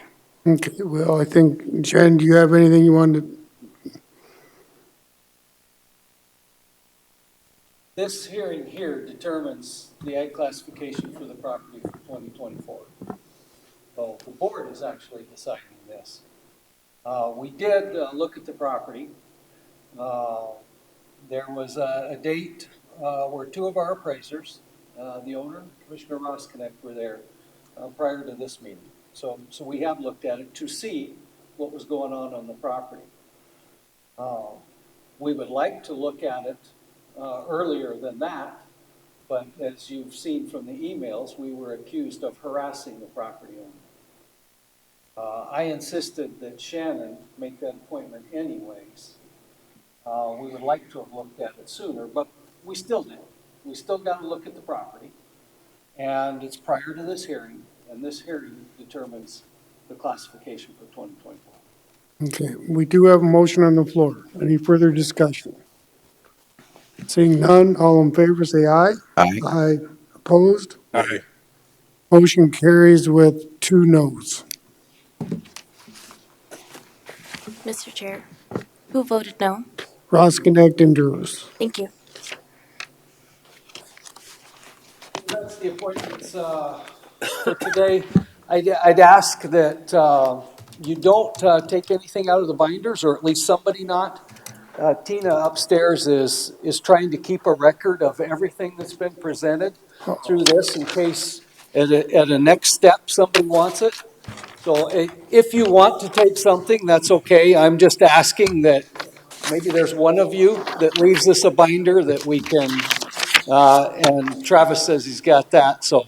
I mean, I may have taken a sheet or 2 out of it. Is that okay? Yeah, I think it's a good idea what Tina's doing. She puts these binders together. She's trying to keep a solid copy all the way through. Maybe one of these goes to the Office of Hearing Examiners or Circuit Court. All of this stuff can probably be gathered later anyways, but it'd be nice if there was a record. I pulled just a couple of sheets out of it. I'm sure they can figure out which ones I pulled. That's right, yes. But before, you've been emptying them. Okay, you don't need to do that now. Okay. Mr. Chair. Second. All in favor, say aye. Aye. Aye.